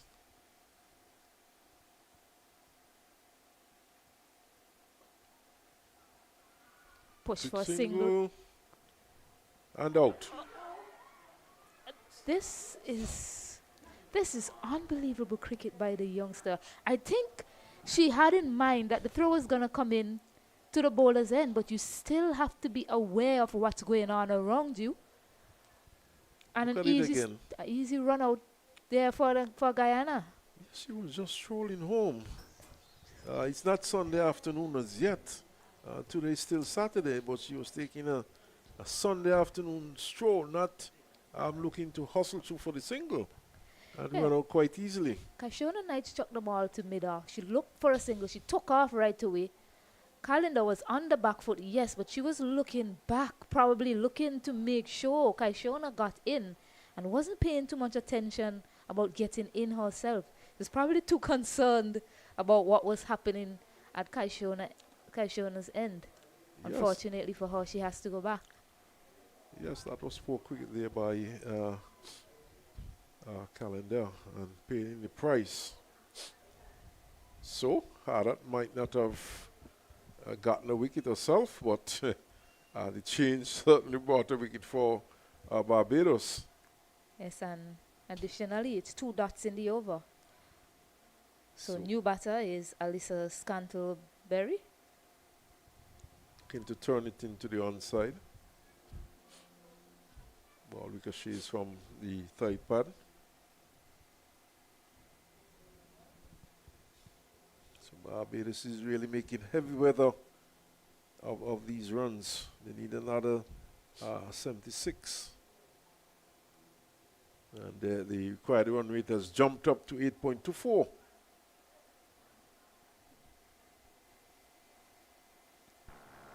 So Knight seems to be in a bit of bother. He's calling for the physio. He certainly earned her $1 this afternoon, physiotherapist for Barbados.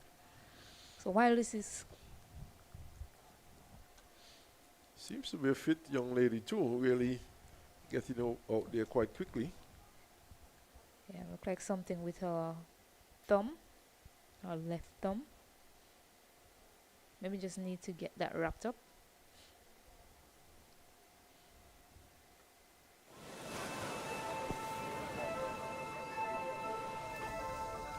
Dad! Dad! Is that real? आप लोगों को नजर आ रहे हैं?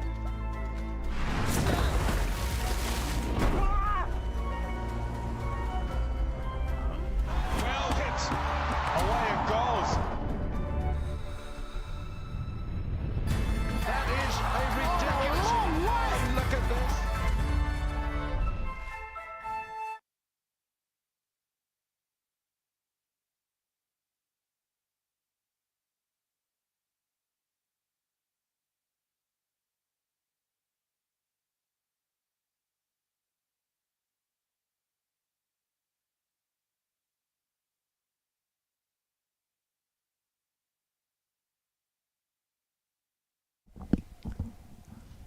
Yeah, so back live. Ashona Knight seemed to be okay. Had that to continue. Pushed up to impact past the diving figure there at a short mid-on. And gets a single. So Scanterbury. She gets off the mark. But that RRR, try to run rate, keeps going up. Yeah, I know Kaishona is new to the crease. She's one of 3 deliveries. But with the batting to come, she has to take control, similarly to what Gajnabi did in that innings for Guyana. Yes, Gajnabi started proceedings. She was the opening batter. She was set. But she took control of the innings quite well, went on to score a half century. But very responsible cricket. Yes, the required run rate is up to 8. Stacey, I'm a bit But concerned. it's not impossible at all. It's not impossible.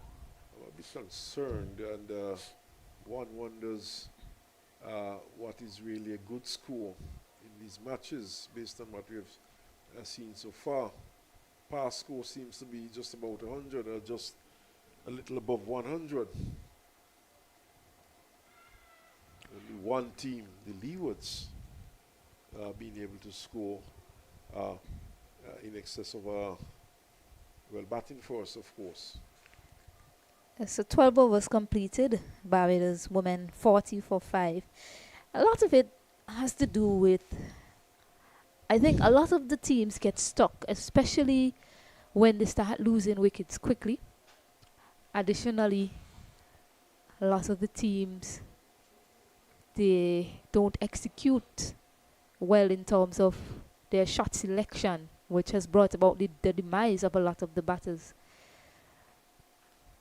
It's not just not just a question of shot selection. Also, we have not seen good rotation in strike. Yes. We have seen too many dot deliveries. Schultz. Shows to continue, and that adds into the point of the teams getting stalled, especially when they lose quick wickets. They just get in a shell. They're not looking for a way to rotate strike, because then the pressure to score builds on the batters. Swan she's looking to pull it, can't quite get a hold of it. Got some bonks as well, Schultz. So the pressure to score builds on the batters. Then for example, the run rate has now gone up to 8. In fact, it's going out of control now for Barbados. And Schultz, who after that bad delivery picking up a wicket, she has been bowling quite well. Her line and length has been better. So Plafiana Millington got up quite gingerly there after feeling that delivery at mid-wicket. A bit of wit offered, but not accepted, and umpire Brown did not signal wide. Kaishon and I seemed disappointed by that. So Knight looking to rescue Barbados. Plays it this time up to cover for a single.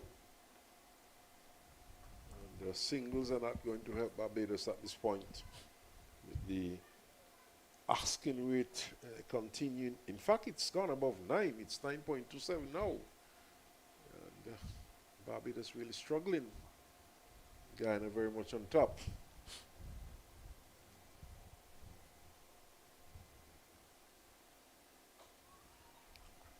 Not a single.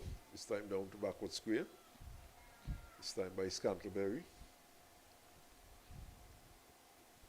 Yeah, 13 overs completed. Barbados women 42 for 5. And we'll continue to stress the importance of minimizing dots in cricket, but especially in the T20 format, because it moves so fast. When you look up, the scoreboard is going nowhere and the overs, they're running out. So, for example, in about the space of 2 overs, the run rate has crept up to 9. And that's because of the amount of dot deliveries that were bowled in the last 2 overs. Just 3 runs coming off that last one. Exactly. And what we could see happening here is that Barbados might find themselves looking to force things and probably losing a few more wickets. Because the pressure, of course, would be on the batters. Hard it continues. This one is pad delivery, poorly lined, but Scantlebury missing out completely. Should have put that one away. There's no one on the backward square boundary, but she missed it completely. Yeah, it was a full delivery. No one was there, as you rightly said. He wasn't able to get back onto it. The position they're in now, they must find a boundary per over from here on out, Barbados. Looking to turn this one. Gets a wide. Delivery going down the onside. Looks rather uncomfortable at the crease, Scantlebury.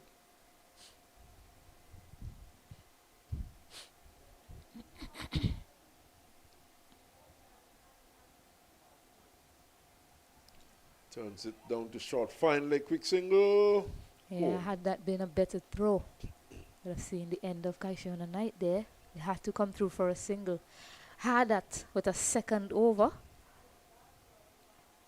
Kaishona Knight and Scantlebury should really be looking to put pressure on Hadat. But she's doing a job here. She is doing a good job. For a team, she's keeping the scoring rate down and pushing up the required run rate. This one is swung into the mid-wicket region, 4 runs. Yeah, so finally some intent being shown here by Kaishona Knight. And this is what I've been saying. She's a young bowler. She's pretty nervous to start. Usually you see when she's running in, sometimes she stops and turns back. That tells you, you know, she's just starting out. So it's a bowler that they can look to put pressure on, especially early in the over. Just if they are to win this game or get anywhere close to it, they must select a bowler and go at her. And I think Hadat is the one that they need to be putting pressure on. She has 3 more balls remaining in her over. Might see a change from that end. But it's Hadat. Swung again out to mid-wicket. This time it goes straight out to the fielder. Yeah, single. Mid-wicket was adjusted after that shot. She was asked to come straighter. And you see that delivery was walked straight to her. So she gets her right-hander to bowl at now.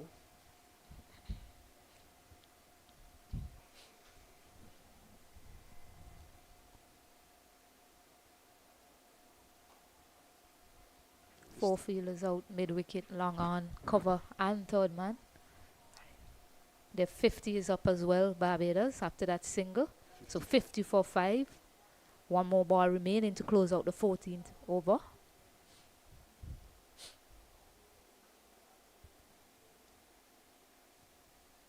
Short and missed there by Scanterbury, taken behind by Campbell. And it's the end of that particular over. Guyana having scored 108 for 6. And it's 50 for 5. Barbados really struggling at this point. And the required run rate approaching 10 runs per over, 9.83 runs per over. We know we have not seen teams scoring at that rate over a period of time. So this is really a tall order for the Barbados team at this point. Yes, it is. And Guyana, their bowlers have done an exceptional job throughout the tournament. They're slower bowlers. And what the captain has done, she's taken away pace from them. Sherian Fraser, an experienced bowler, as Schultz about to continue. She hasn't given her an over as yet. Even Hardat, they have to manufacture the pace against Hardat. And that is what has proven to be why they have struggled so much today, Barbados. True. It goes up to extra cover, just a single. That's going to be quickly around to right and sends a return in. So this is what the Guyana team would be looking for at this point, just to give away singles and not the boundaries. And at this point, the single is a victory for Guyana. Rather, the lead shot might have been beaten in the flight that time. Scanterbury gets another single. Yeah, for Barbados here, Guyana Knights still at the crease. As we said, it's not impossible to go at 10 runs and over, but it is going to be very difficult against this bowling unit. She's swinging it, and Faki seemed to have taken on the, probably brushing the pad and going through to the keeper, but certainly missing it completely, and no run. So a dot delivery.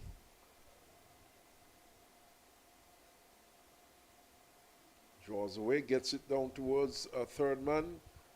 Could get pretty close to the boundary. In fact, it's well fielded there on the third man boundary, and they're back for 2.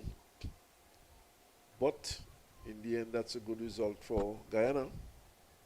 Just the 2 runs, not the required boundary.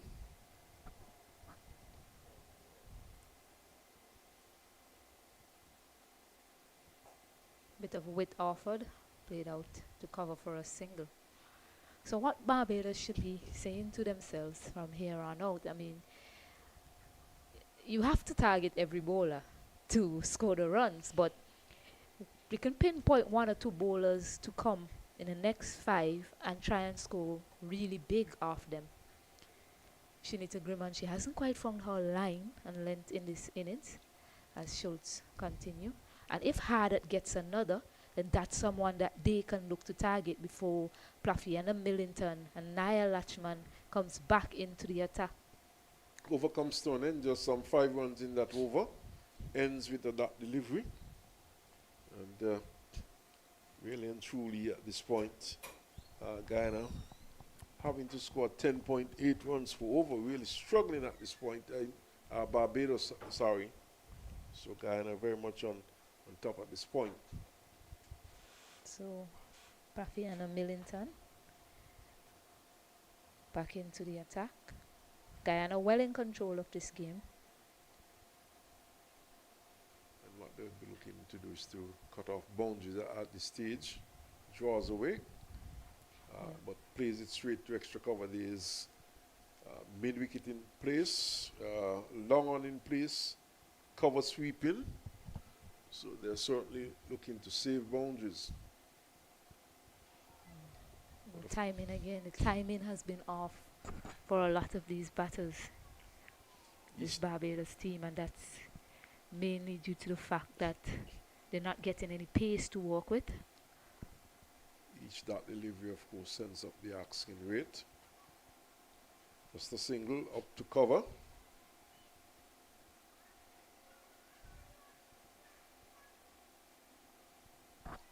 Running though not aggressive, just accepting the fact that there was just one run on the off and not really running the first run quickly and perhaps trying to put some pressure on the fielder. And just a single. Now we see cover being brought in.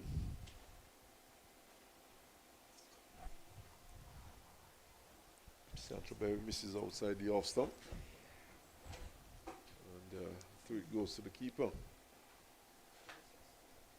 So just mid-wicket and long off back on the boundary. Goes out to mid-wicket this time, just for a single.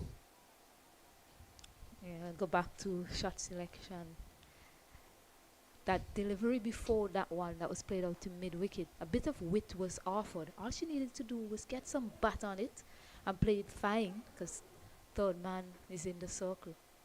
In fact, third man was more of a backward point at that time for Scantlebury. So these are little options that they can look at.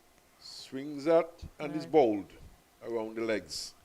Yeah, walked across her stump that time, Kaishona Knight and Plapiano Millington, ever reliable, picking up another wicket, a key wicket this time. If they were to get to this target, Kaishona Knight is the one that was going to be able to take them over the line. Unfortunately, it was a lot for her to do. Tried to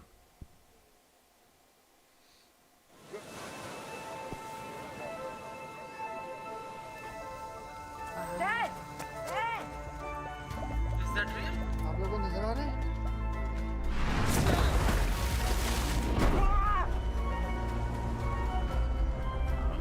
Well hit. Away it goes.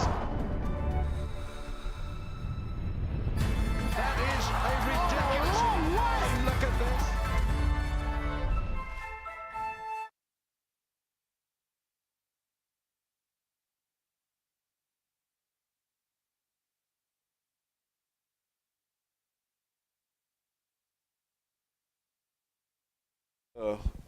Cried run rate shot up to 13 runs for over.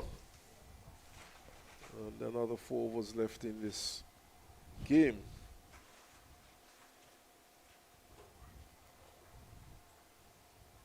looking to give herself some room on that occasion. Played and missed Scantlebury. So Schultz to bowl out. 5 more balls remaining in her spell. Wide. So poorly lined delivery there by Schultz down the onside.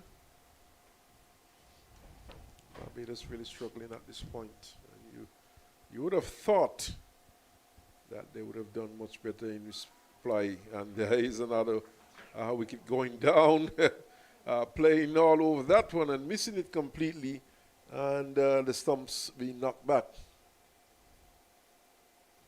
So we did say after that wicket of Aline, it was a short delivery, played straight to that fielder at mid-off. We've seen that Casey Schultz has grown in confidence, and she's executing quite well in terms of her line and length. That time further going on with the arm and accounting for the wicket of Scantlebury. Barbados certainly, they have lost their way at this point. And there's no answer at this point from Barbados, 58 for 7. And the required run rate approaching almost 14 runs for over now, 13.91. So by the shouting, it seems as though Guyana is going to walk away with this one. Yeah, just 2 fielders out of the circle as well, long on and mid-wicket. One of the things I've noticed about Guyana is that they have been able to apply pressure to teams, as this one is worked into the onside for a single by Gordon, back for the second. But the What the Barbados team needs at this point is what they need is a number of boundaries, not just one boundary put over now.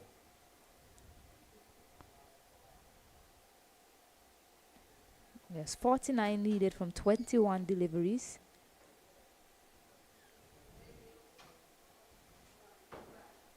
Try the rate going up to 14, of course, and beyond 14 with that dot delivery.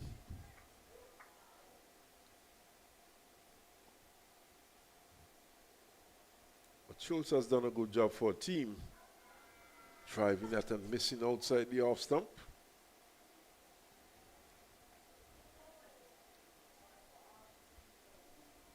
Barbados certainly lost their way quite early in the piece.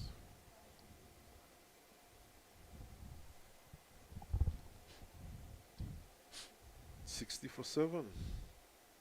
Who would have thought?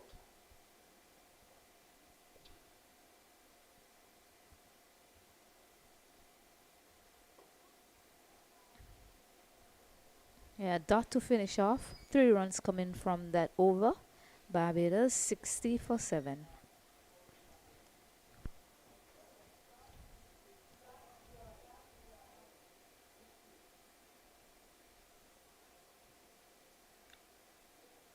We have seen the Leewards, for example, getting better in this tournament. In fact, they have been winning, as we see over on the far side. Players lining up. It seems as though a football match is on hand there. Or perhaps just practicing, doing their drills. So Latchman now back into the attack. This, of course, is a final over. Wild swing taken on the pad. She continues to display an impeccable control.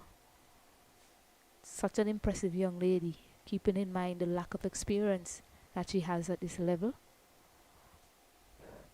Elliott. Swings, connects, in fact does not. Strikes on the body once more.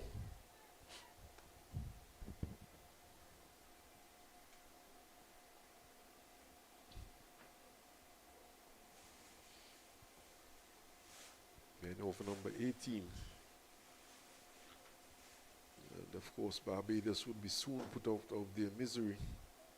This one is in the air. One bounce to Hardat, who misjudges it. And the ball eludes him momentarily and allows 2 runs.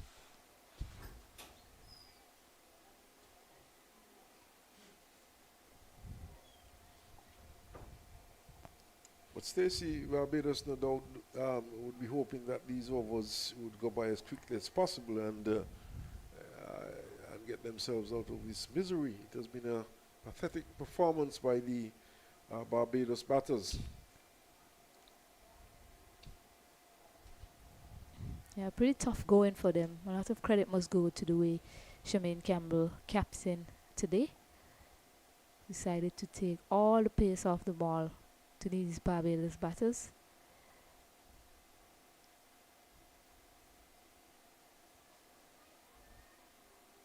Looking to squeeze one, but Alison Gordon didn't think there was one on there. Yeah, it's pretty tough going for them. We always knew it was going to be a challenge for Barbados with this bowling unit. However, I'll say the approach at the top, they should have. She looks to come down the wicket, gets an inside edge. Yeah, the approach up the top as they scramble for 2, they get it quite easily. I'd say was probably the downfall of the team, because it was just 108 needed, if I'm correct. 109 to be exact, that was needed, and that was less than a run a ball.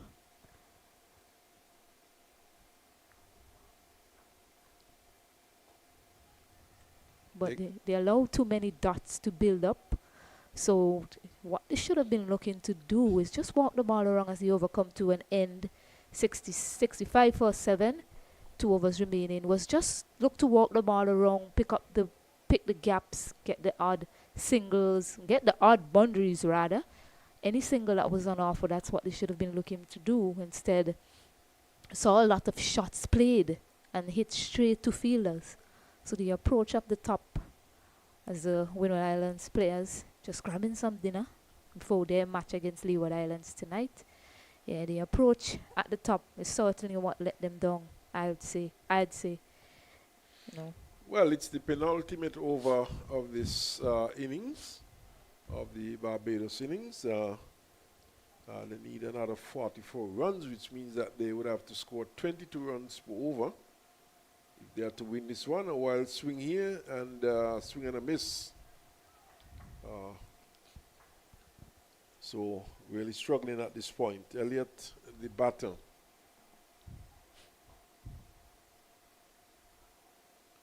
Another swing, missed and bowled. Well, she has no choice, Elliott. She's looking to go at it. It's going on with a fight. Nashmini Munisa picks up another wicket. Easily done there, Campbell. Quite calm in her execution of that stumping. 65 now for 8. Asking rate now 26.8.4 runs for over. You said going down with the fight. It's more of a whimper, the Barbados team. Well, she was certainly looking to take the fight to Guyana. Unfortunately, she has to walk back. It's been pretty tough going indeed for Barbados. As I said, credit must go to the way Campbell has captained the team. You have Fraser in your lineup, a West Indian bowler, quick. But she's decided she's gonna hold her back. In fact, she hasn't bowled an over. Instead of that, she's just used her slower bowlers. Even Haddad, who came into the attack, had no pace. So it was pretty hard for Barbados to get anything away. The execution has been off, their timing has been flawed. And the result, finger goes up, another wicket as Mini Munisa on a hat-trick. Well, we have Saying the result, wickets tumbling. We have seen a hat-trick in this tournament so far. The Zara Claxton against that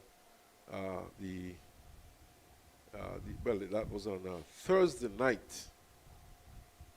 And Munisa in with the chance of a hat-trick here this evening.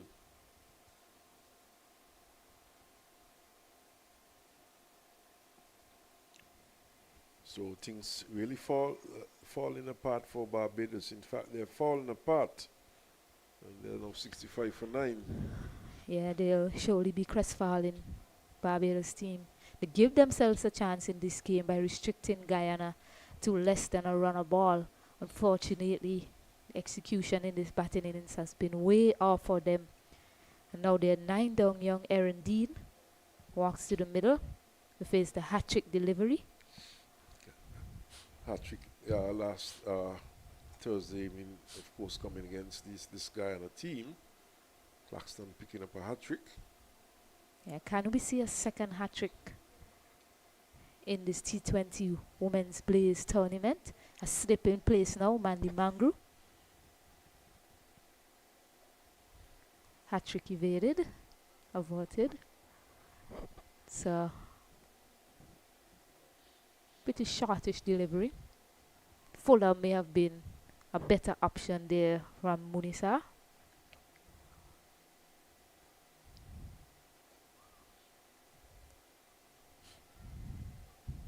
So this one is pushed into the offside, but no run scored. So obviously Dean is bent on playing it out. Target beyond Barbados at this point. Defends once more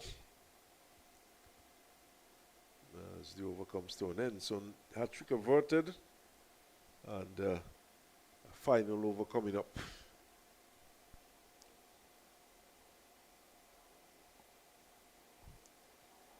So 44 runs needed off the final over.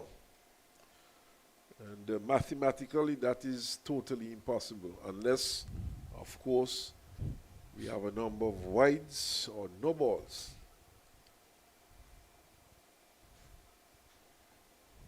Plafiana Millington to close things off. It's been quite an accurate bowler for Guyana. Can't use this word enough. Reliable. Plafiana Millington. She, of course, has not been guilty of bowling no balls and wides. Good control, so one can say that this match is well and truly sealed in favor of Guyana. Swept in the air down to mid-wicket. Slog sweep, but just a single. Yeah, now up to 8 wickets now. Plafiana Millington tied on most wickets with Chanel Henry from Barbados, from Jamaica. Sorry, I apologize. Chanel Henry from Jamaica.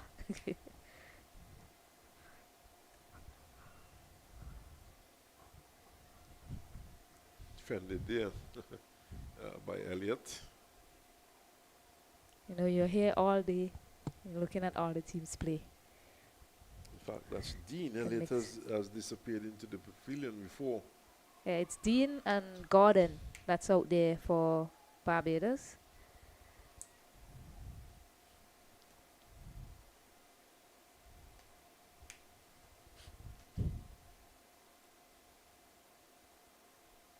So we are coming to the end of match number 2. Out. This time she takes an easy cotton bowl. Plafiana Millington, which takes her clear of the leading wicket takers in this tournament so far. 9 now to Millington. Just push back gently to her, and all she had to do. The Windward Islands. And we are hoping that that one would be a very good one. So we will be joining you a little later on to bring you coverage of that match.